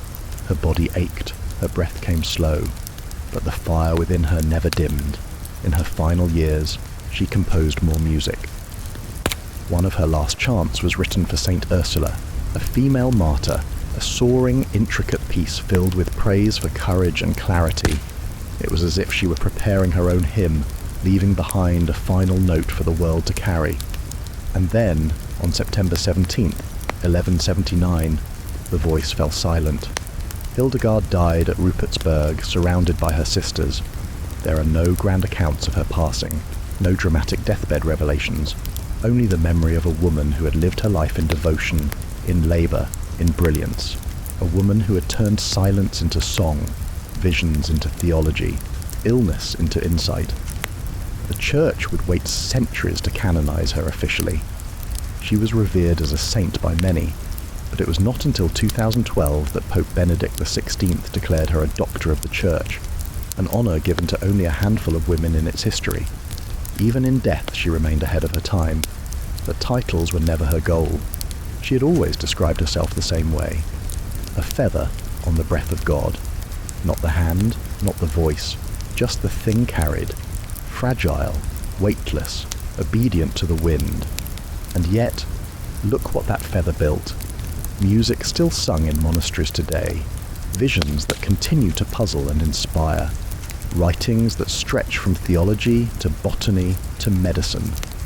A legacy not just of brilliance, but of courage, of speaking when silence was safer, of building when obedience demanded retreat.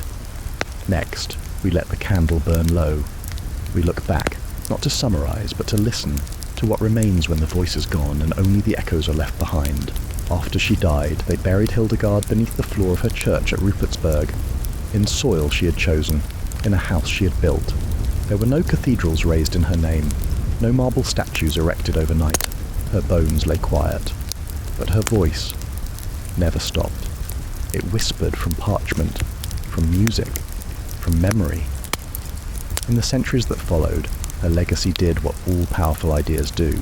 It slept, resurfaced, changed shape. Her music was copied and performed in cloisters across the Rhine. Her visionary writings circulated in Latin, studied by monks and mystics. Some called her a saint, others forgot her. The world moved on, and yet something remained. In the margins of old manuscripts, scribes noted her as Hildegard the Prophetess.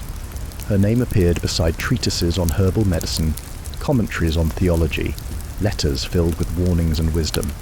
She had been many things, and somehow all of them at once. Composer, physician, mystic, abbess, preacher, philosopher. She didn't break the system. She lived within it, but she reshaped it from the inside. She proved that wisdom wasn't confined to the cathedral. That divine insight could come from a cloister, from a sickbed, from the quiet labour of women whose voices had long gone unheard. She didn't demand power. She carried it, and in doing so, she made room for others. Centuries passed. Her convent at Rupertsberg was destroyed during the 30 Years' War, her grave desecrated, relics scattered, It might have ended there, a faint footnote in medieval history. But then the rediscovery began.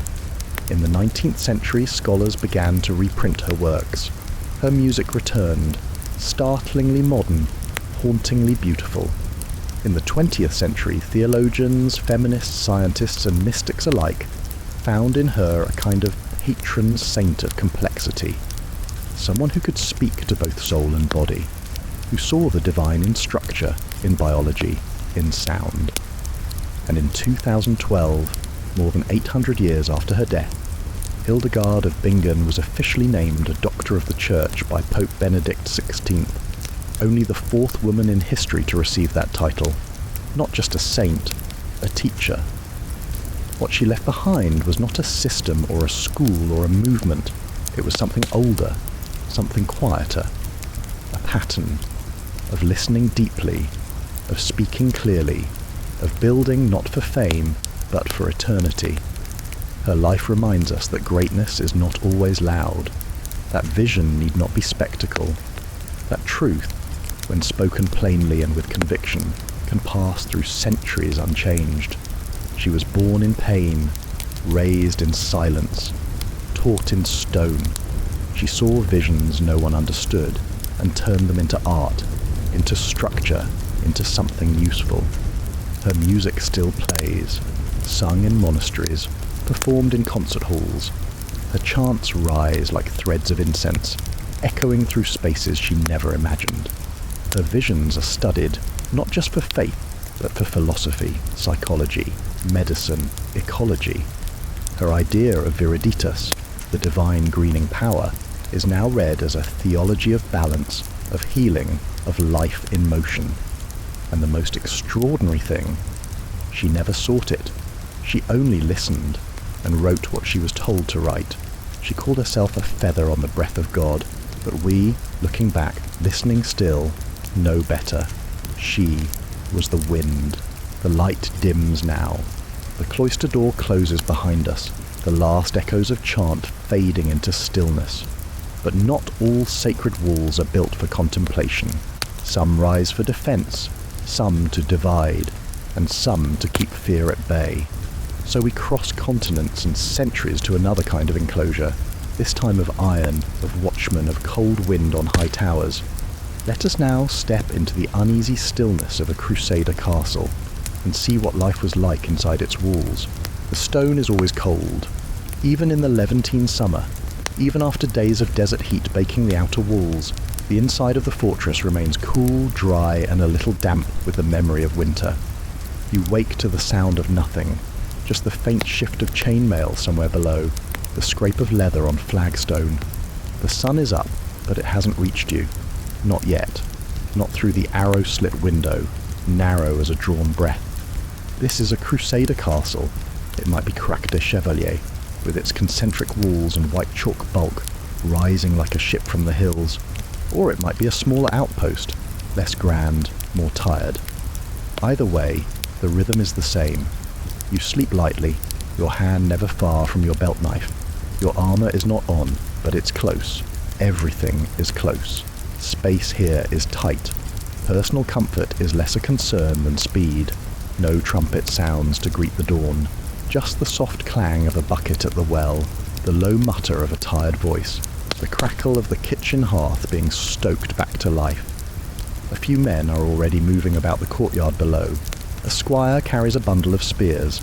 A cook pours water into a dented iron pot.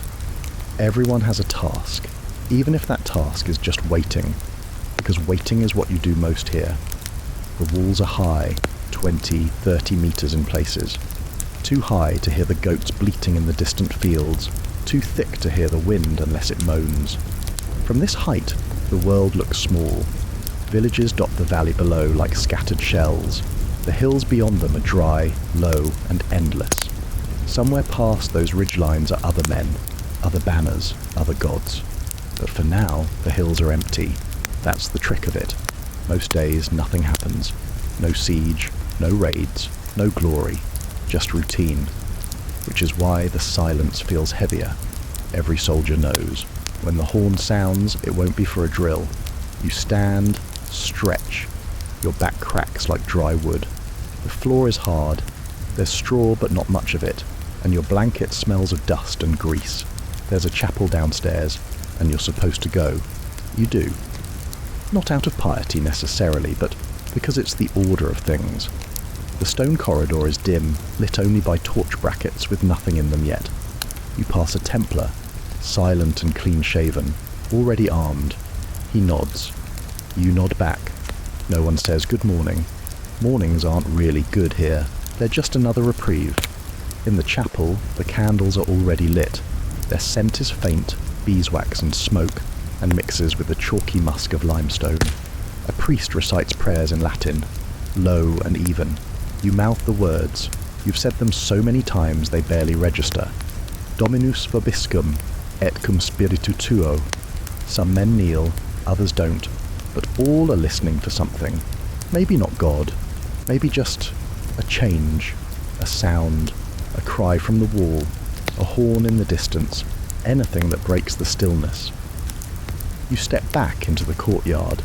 The light is stronger now, flooding over the battlements in thick golden slants.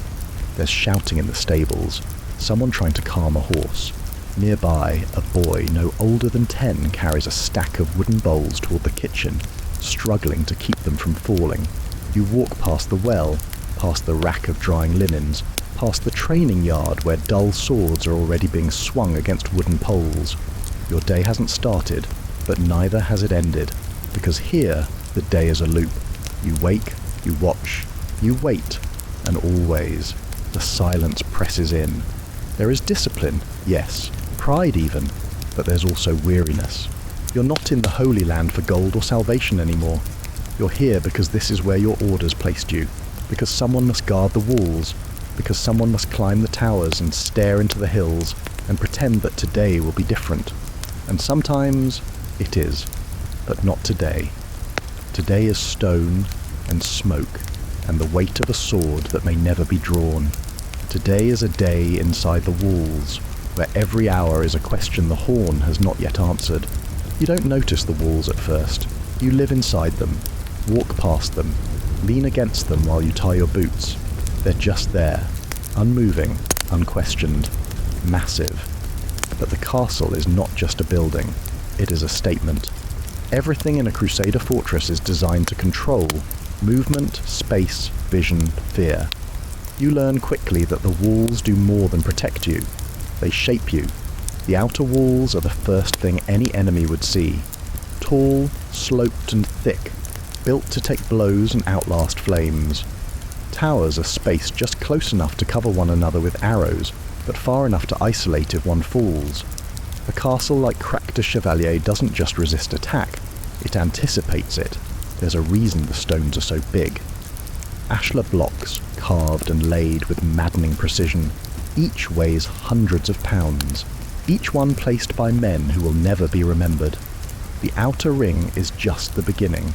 Inside it, a second wall, higher, sharper, hung with murder holes and arrow slits, a fortress within a fortress, a place to fall back to if everything else fails. This is no accident. Castles were not improvised, they were engineered. Every turn of a staircase, every placement of a gate, every slit in the wall was part of a logic, a language spoken in stone and silence. Staircases, for example, spiral clockwise going up. That favours defenders. Right-handed men coming down have more room to swing swords. Attackers find their sword arms cramped against the central column. Simple, brutal, effective. The doors are small, not because builders were shorter, but because they controlled flow. You don't march an army through a Crusader gate. You funnel them. You force them to bend, to duck, to submit.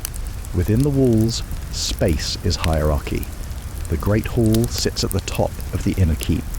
Wide, airy, windowed.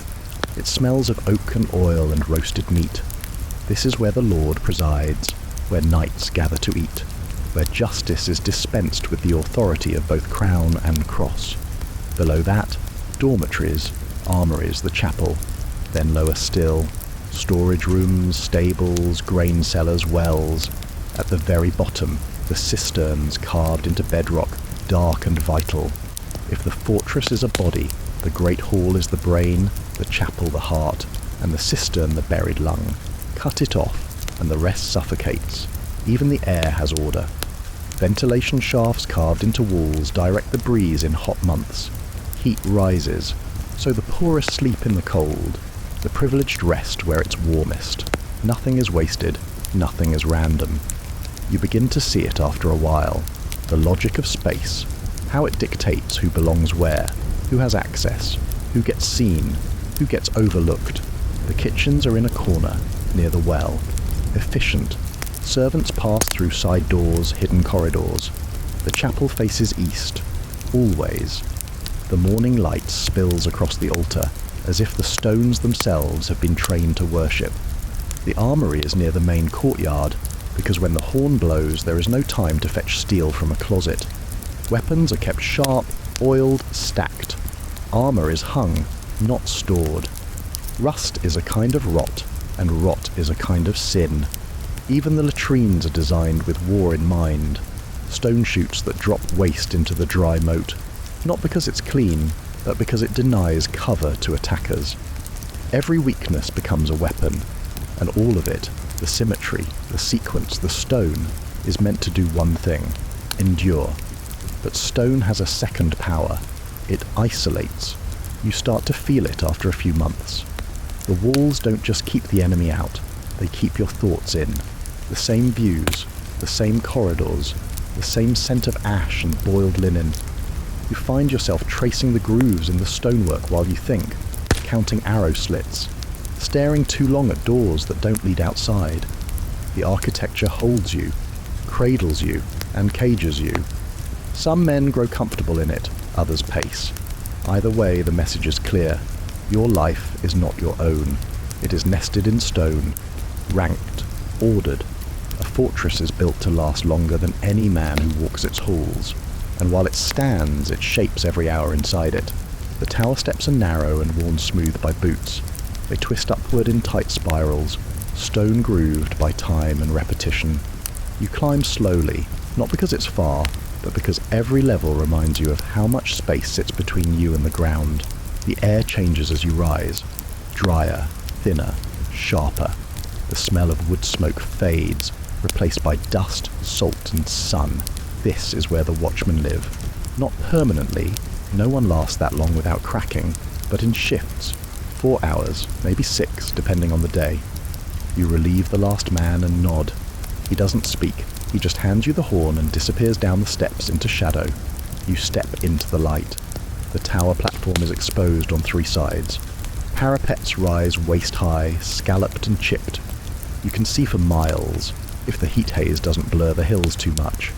Below, the walls stretch out like a stone halo. Beyond that, dry land. Terraced fields, a thread of green where the stream winds. And then, the emptiness.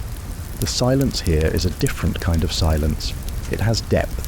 You don't just hear it, you feel it pressing against your ears. You scan the horizon. It's not glamorous. It's not heroic. It's not even interesting. You're looking for movement. Riders, dust clouds, glints of metal, changes in the way the birds fly. You look for patterns in the stillness, for anything that feels off. Most days, you find nothing. And that's when the doubt sets in.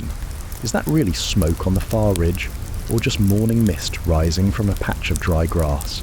Is that figure near the olive grove a shepherd or a scout? You rub your eyes and blink. The heat plays tricks. You wait. There's no conversation, no books. You're not allowed to sit, though most of you do, eventually. Your sword lies across your lap, your horn near your feet. You pace sometimes, slow laps along the wall's edge just to stay awake. Sleep is the real enemy here. More than arrows, more than siege towers. Sleep is betrayal. You tell yourself you'll rest just for a moment, lean back, close your eyes, listen for the wind, and then someone dies. It hasn't happened to you, but the story circulates, always with different names, always the same ending. The sentry who slept through the first fire arrows, the one who didn't sound the alarm in time, the one who never woke up at all. That's why they rotate shifts. That's why they don't let the same man keep watch 2 nights in a row, because the mind wears thin here, and it's not just the silence, it's the waiting. Every moment on the tower stretches. The day opens with golden haze, swells with heat, and collapses into twilight. The hours pass like water over stone, slow, steady, wearing you down. Sometimes you think you want something to happen. A rider, a signal fire, anything to prove that you're still awake, still necessary. But that thought leaves quickly, because if something does come, it won't be a messenger. It will be war, and war, up here, starts with flame. The horn beside you is carved bone, smooth at the mouthpiece. It's ceremonial, inlaid with a crude cross. You know exactly how many steps it will take to reach the rope that rings the iron bell below. You've rehearsed it, everyone has, because you'll only have seconds. Your eyes scan the hills again. Nothing. A hawk circles in the thermals. A lizard sunning on the warm stone flits back into a crack. A fly lands on your knuckle. You don't swat it. Sometimes another watchman on the opposite tower waves at you. You nod, just to break the rhythm. By the end of your shift, your legs ache and your mind feels like it's fraying at the edges. You descend the stairs slowly, letting your eyes adjust to the gloom. Below, life continues. Men drilling in the yard, servants hauling water, someone shouting in the stable. You pass your replacement without a word.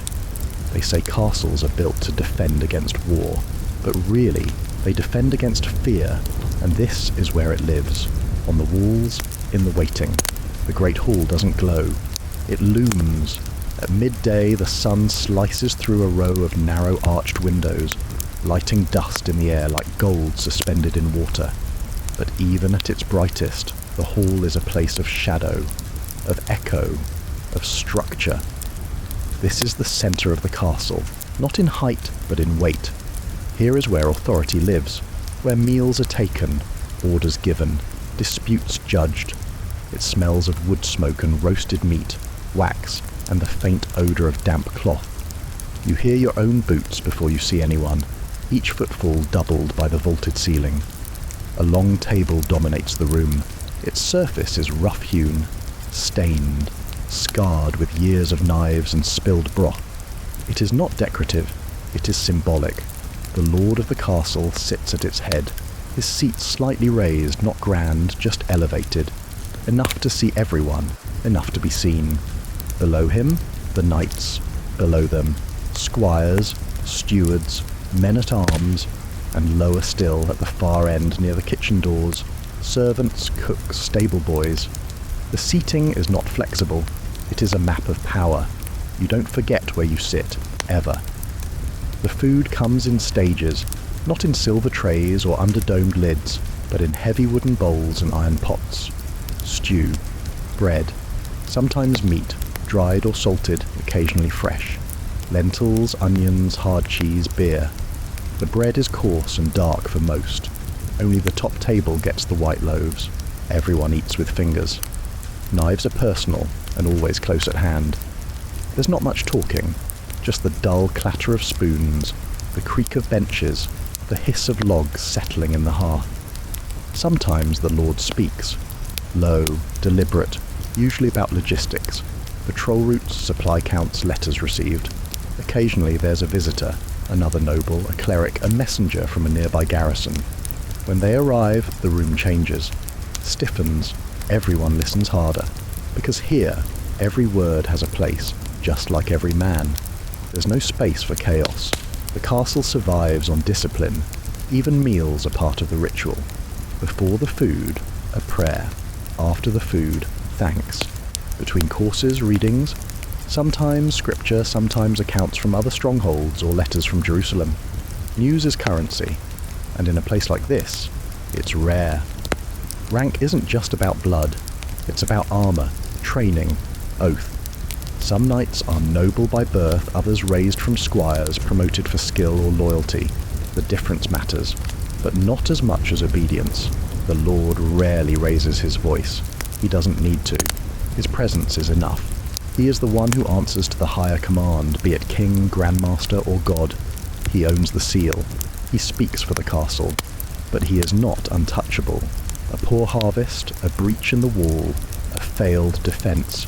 These things have a way of travelling. and the Crusader states are fragile. Everything here, loyalty, reputation, even survival, is built like the wall, one block at a time. Around the edges of the hall, servants move quietly. They refill jugs, sweep crumbs, gather empty bowls. They speak little and are spoken to less. Some are locals, Syrians, Armenians, Greeks, Christian and Muslim alike. Many have served here longer than the knights. They know the rhythms, the faces, the weak spots in the wall. They notice things, but they remain invisible. The order of the hall is the order of the world, as it's understood here. Structured, ranked, male, military. There's comfort in that for some. For others, particularly those at the edges, it's a weight. When the meal ends, everyone stands at once. The benches scrape. The prayers resume. Plates are gathered, and within minutes the hall is quiet again. The Lord departs first, his sword tapping lightly against his side. The knights follow. The steward checks the wine stocks. The servants mop the floors. What remains is the hearth. Low steady flames licking the logs. The last comfort before the dust returns. Because out there, on the battlements, in the chapel, in the stables, life continues. But here in the great hall it is measured, meted and bound by custom. And soon they will pray again. At the heart of the Crusader castle there is always a chapel. Not large, not ornate. Just a simple stone room dressed in quiet. You enter through a rounded archway. No door, just a curtain of light spilling through narrow lancet windows. The walls are bare, except for a worn fresco or a hanging crucifix, smoke darkened by years of candle soot. A small altar stands at the far end, dressed in linen, chipped at the corners. Behind it, silence. It smells of beeswax and cold ash. A single lamp flickers. You hear nothing but your own breath. This is the place where knights kneel before battle, where they swear oaths of service, where they ask forgiveness for things they haven't done yet. The priest is already there, bent over a worn missal, lips moving soundlessly. He is not high-born. He doesn't ride, doesn't fight, but he holds a different kind of authority. He speaks the mass. He hears the confessions. He is the castle's voice to heaven, and heaven's mouthpiece in return. You kneel beside others, not shoulder to shoulder. There's always space between men here. The stone is cold through your knees. Your armour creaks. No one speaks. Only the liturgy breaks the stillness, in low measured Latin, Domine non sum dignus. The words mean, Lord, I am not worthy. But in this place, where swords hang by the door and blood washes into the flagstones, worth is hard to measure. For the Crusader, religion isn't a quiet conviction, it's an identity. The cross is stitched into your surcoat, etched onto your pommel, sewn into the banner that flies above the battlements. You don't just fight for land, you fight for Christendom. At least, that's the idea. But inside the chapel, stripped of banners and blood, the conviction feels quieter, more uncertain. Some of the men close their eyes when they pray. Others watch the flickering candles instead. For some, this is habit, a discipline like any other. For others, it is hope, a thread of light in a place where the future is always hazy. The church is not just a building or a priest, it is an entire system within the walls. There are relics, fragments of bone or cloth kept in jewelled boxes, believed to carry the presence of saints. Some castles claim splinters from the true cross, drops of holy oil, even locks of Mary's hair. These relics are paraded before battle, kissed before patrols. Their power is both spiritual and psychological. You don't know if they work, but it helps to believe they might. Then there are the orders, the warrior monks who built much of this world, the Templars, the Hospitallers, men who lived by strict codes, took vows of poverty, chastity, obedience. They did not just pray, they trained. They studied fortifications. They memorized scripture and siegecraft in equal measure. They were not part of every castle, but their influence bled through the walls, their methods, their rules, their presence. To them, faith was armour. Suffering was a form of purification. Victory a sign of divine favour. Defeat a test. But belief here is rarely pure. It gets mixed with fear, with pride, with exhaustion. Men who confess in the chapel may torture prisoners in the yard. The same hands that raise bread in offering may pull a bowstring at dusk. And no one speaks of the contradiction, because here religion is less about peace and more about purpose. It gives shape to the waiting, meaning to the orders, forgiveness in advance and redemption on credit. A knight may not feel holy, but he knows what the church has said. To die defending the faith is to be reborn clean. Still, when night falls and the chants fade, something lingers. A silence deeper than the rituals. A question that no mass can answer. What if God doesn't speak through stone? What if the walls are just walls? But morning will come, and with it, more prayers, more routines. The Mass will be said again, and the pattern will resume. Because belief, like the fortress itself, is built not in one grand act, but in repetition. And in this repetition, the Crusader castle breathes. Not everyone inside the castle wears armour. Not everyone prays in Latin, or eats at the long table, or climbs the towers with a horn and a sword. For every knight polishing his chainmail, there's a boy cleaning the latrines. For every lord dispensing judgment, a quiet figure stirring lentils in the kitchen fire. They don't appear in the ledgers. They're rarely named, but they're there, in every corridor, every shadow, every moment of stillness between orders. They are the ones who keep the castle alive.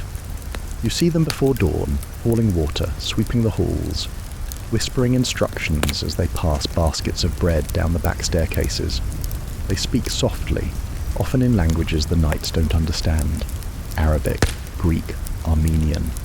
A blend of dialects carried from the coast to the hills, shaped by centuries of empires and trade. Some were born nearby, in villages now empty, abandoned or absorbed. Others were brought in from farther afield, indentured, conscripted, or simply swept up in the great churn of conquest. A few converted, others did not. No one asks. Not officially. Their names rarely survive. Their presence does. They serve as interpreters. They know the terrain, the customs, the market roads. They know when the goats are uneasy in the fields, when a shadow in the distance is just a hunter, and when it isn't. They carry messages between commanders and local allies, help negotiate with merchants, translate the words of captured prisoners. They are not knights, but they are trusted sometimes, and distrusted always, because they live in the in-between. They walk the halls, but they do not own them. They worship different gods, openly, secretly, or not at all. They understand both sides of the war, and that knowledge is dangerous. Powerless, yet essential. Tolerated, yet watched. In the kitchen, a boy carves carrots with a blade dulled from safety.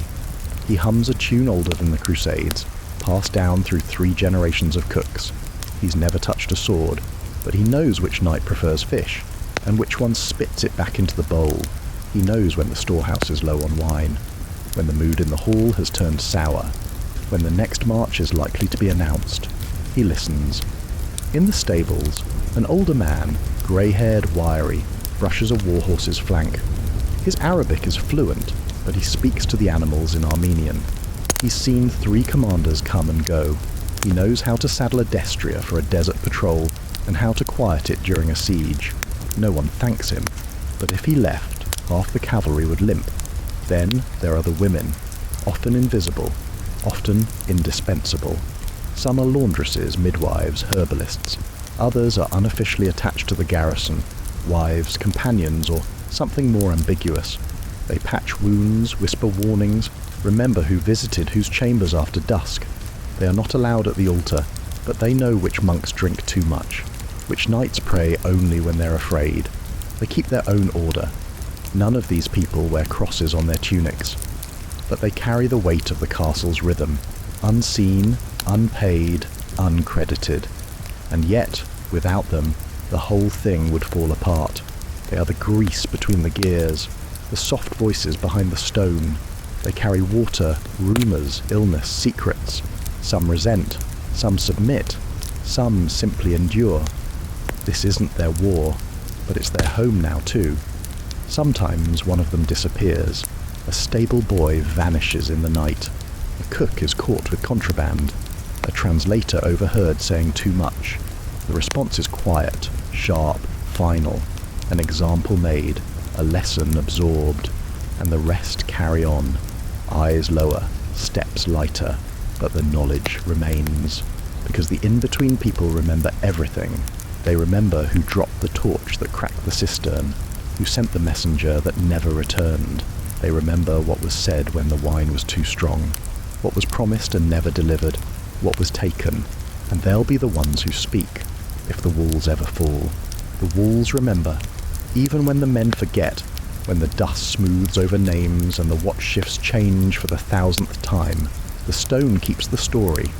You can see it if you know where to look. A section of the outer curtain wall, blackened and rougher than the rest. Fire.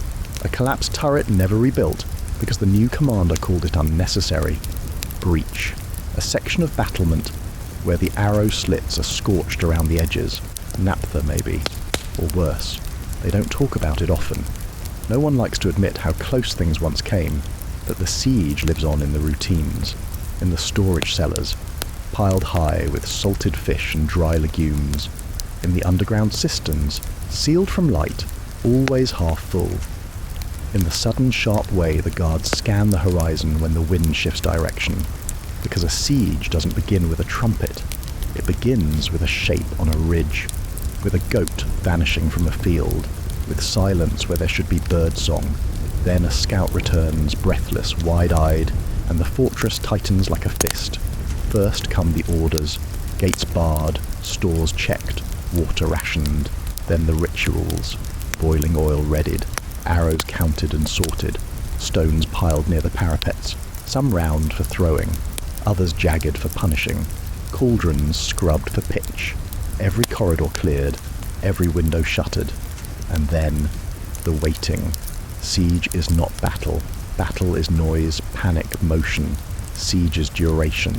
Siege is hunger stretched over days. Siege is heat inside stone, sweat that has nowhere to go. It's rationing bread to the point where the difference between noble and servant disappears, not by choice, but by need. The first time it happens, it changes you. The men try to stay busy, drills, repairs, prayers, but eventually they slow. The mind drifts. Fear doesn't come in a rush, it creeps in. It makes you count your arrows. Listen for footsteps in your sleep. Dream of wells running dry. Sometimes the enemy doesn't attack. They wait too. Camped outside the walls, cooking, talking, playing games, letting you feel your breath grow thinner, letting you wonder if they'll breach tomorrow, or never. Inside, tempers tighten, order strains, the Lord's voice sharpens, small offences become punishable, the men look for cracks, not in the wall but in one another, because sometimes the danger isn't out there, it's within. Deserters, spies, panic. One loose tongue can undo months of defence. One hungry guard bribed with a bag of coins and a lie. One unlocked postern door in the middle of the night. After the siege, if you survive, it doesn't leave. You eat faster for months. You check the walls at night, even when it's not your turn. You keep one eye on the hills, always. You know now what the fortress sounds like under pressure. You know what it smells like when the stores start to rot. And if the siege failed, if they never got through, you take pride, quiet pride. You patch the wall, you rebuild the turret. But you never forget how thin the line was.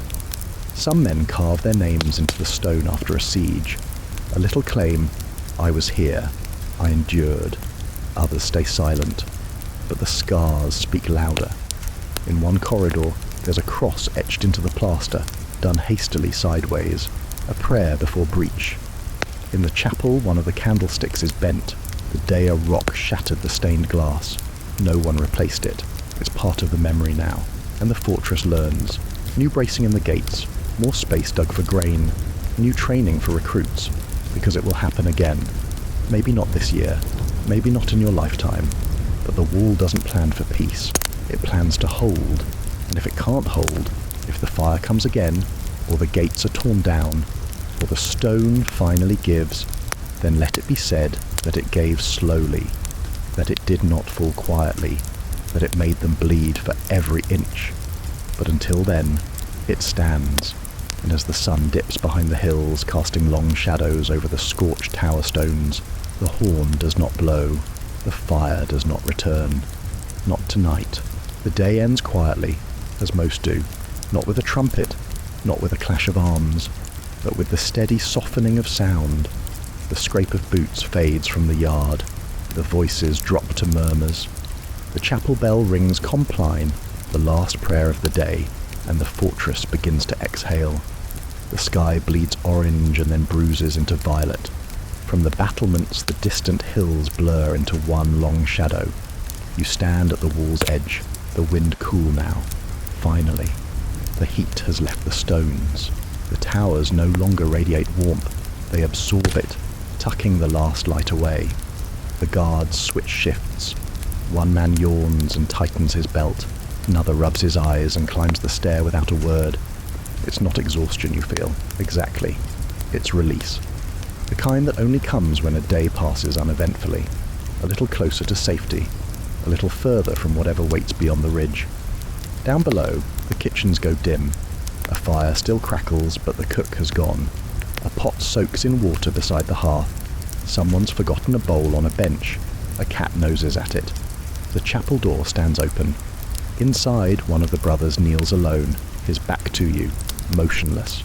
The candles flicker low, their flames small and unbothered. The Latin chants of earlier are gone. Only whispered prayers remain. Short ones, simple ones, the kind that aren't meant for audiences. You descend a staircase lit by torchlight. The stone is cool beneath your hand. Each torch throws long shadows, painting the same wall with different shapes every night. You know them all now. You've named some of them. In the dormitory, men undress slowly, boots off, belts hung, chainmail folded if they're careful, left in a pile if they're not. The room smells of leather, sweat and tallow.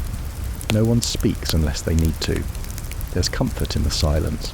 Some sleep in shifts, especially the younger ones, half in armour, always listening. Old habits from campaigns that never quite left their bodies. A few mutter prayers.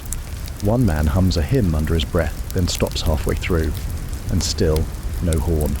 You lie down on the cot. It creaks under you. The blanket itches. You adjust your sword so it's within reach. Not out of fear, but out of rhythm. It's always there, just in case. Above you, the roof groans faintly. The wind has shifted. Somewhere a loose shutter bangs once, then quiets. From the tower, a single cough. You don't expect sleep to come quickly. It rarely does. The stone is cold, the straw mattress thin. But your body is used to it now, used to stillness as the only luxury the fortress offers. Used to listening, because this place, this massive breathing machine of wall and routine, never really sleeps. Even when you do, someone is watching. Someone is walking the parapet, listening for hoofbeats. Someone is whispering words to a god they hope still hears. And so you let your eyes close. No battle came today, no envoy, no siege, no blood on the stairs or fire in the gate. Just a day like so many others. Stone and silence and waiting. But you felt it, the weight of the walls, the ghosts in the mortar, the memory carried in the scratches beside the doorway, where a knight once tallied his kills, or maybe his prayers. The stillness that never feels quite safe, the discipline that never lets you forget what the walls are for. You drift slowly, and if you dream, it will be of long roads, and sun on your face, and green fields without towers. But morning will come, and with it the same soundless routine, the chapel bell, the sparring yard, the same gaze turned to the hills, because this is life inside the walls. Not glorious, not tragic, just watched, measured, held, and somewhere far beyond this castle, beyond the valley, beyond the war, beyond the end of all this, someone will find these walls crumbling, these battlements broken, these names lost. But tonight, it still stands, and so the fire dies down, the last door closes, and we leave the past to its quiet. These lives, forgotten, flickering, fierce, once filled the world we now only visit in shadows. Sleep well, traveller. History will still be here when you wake.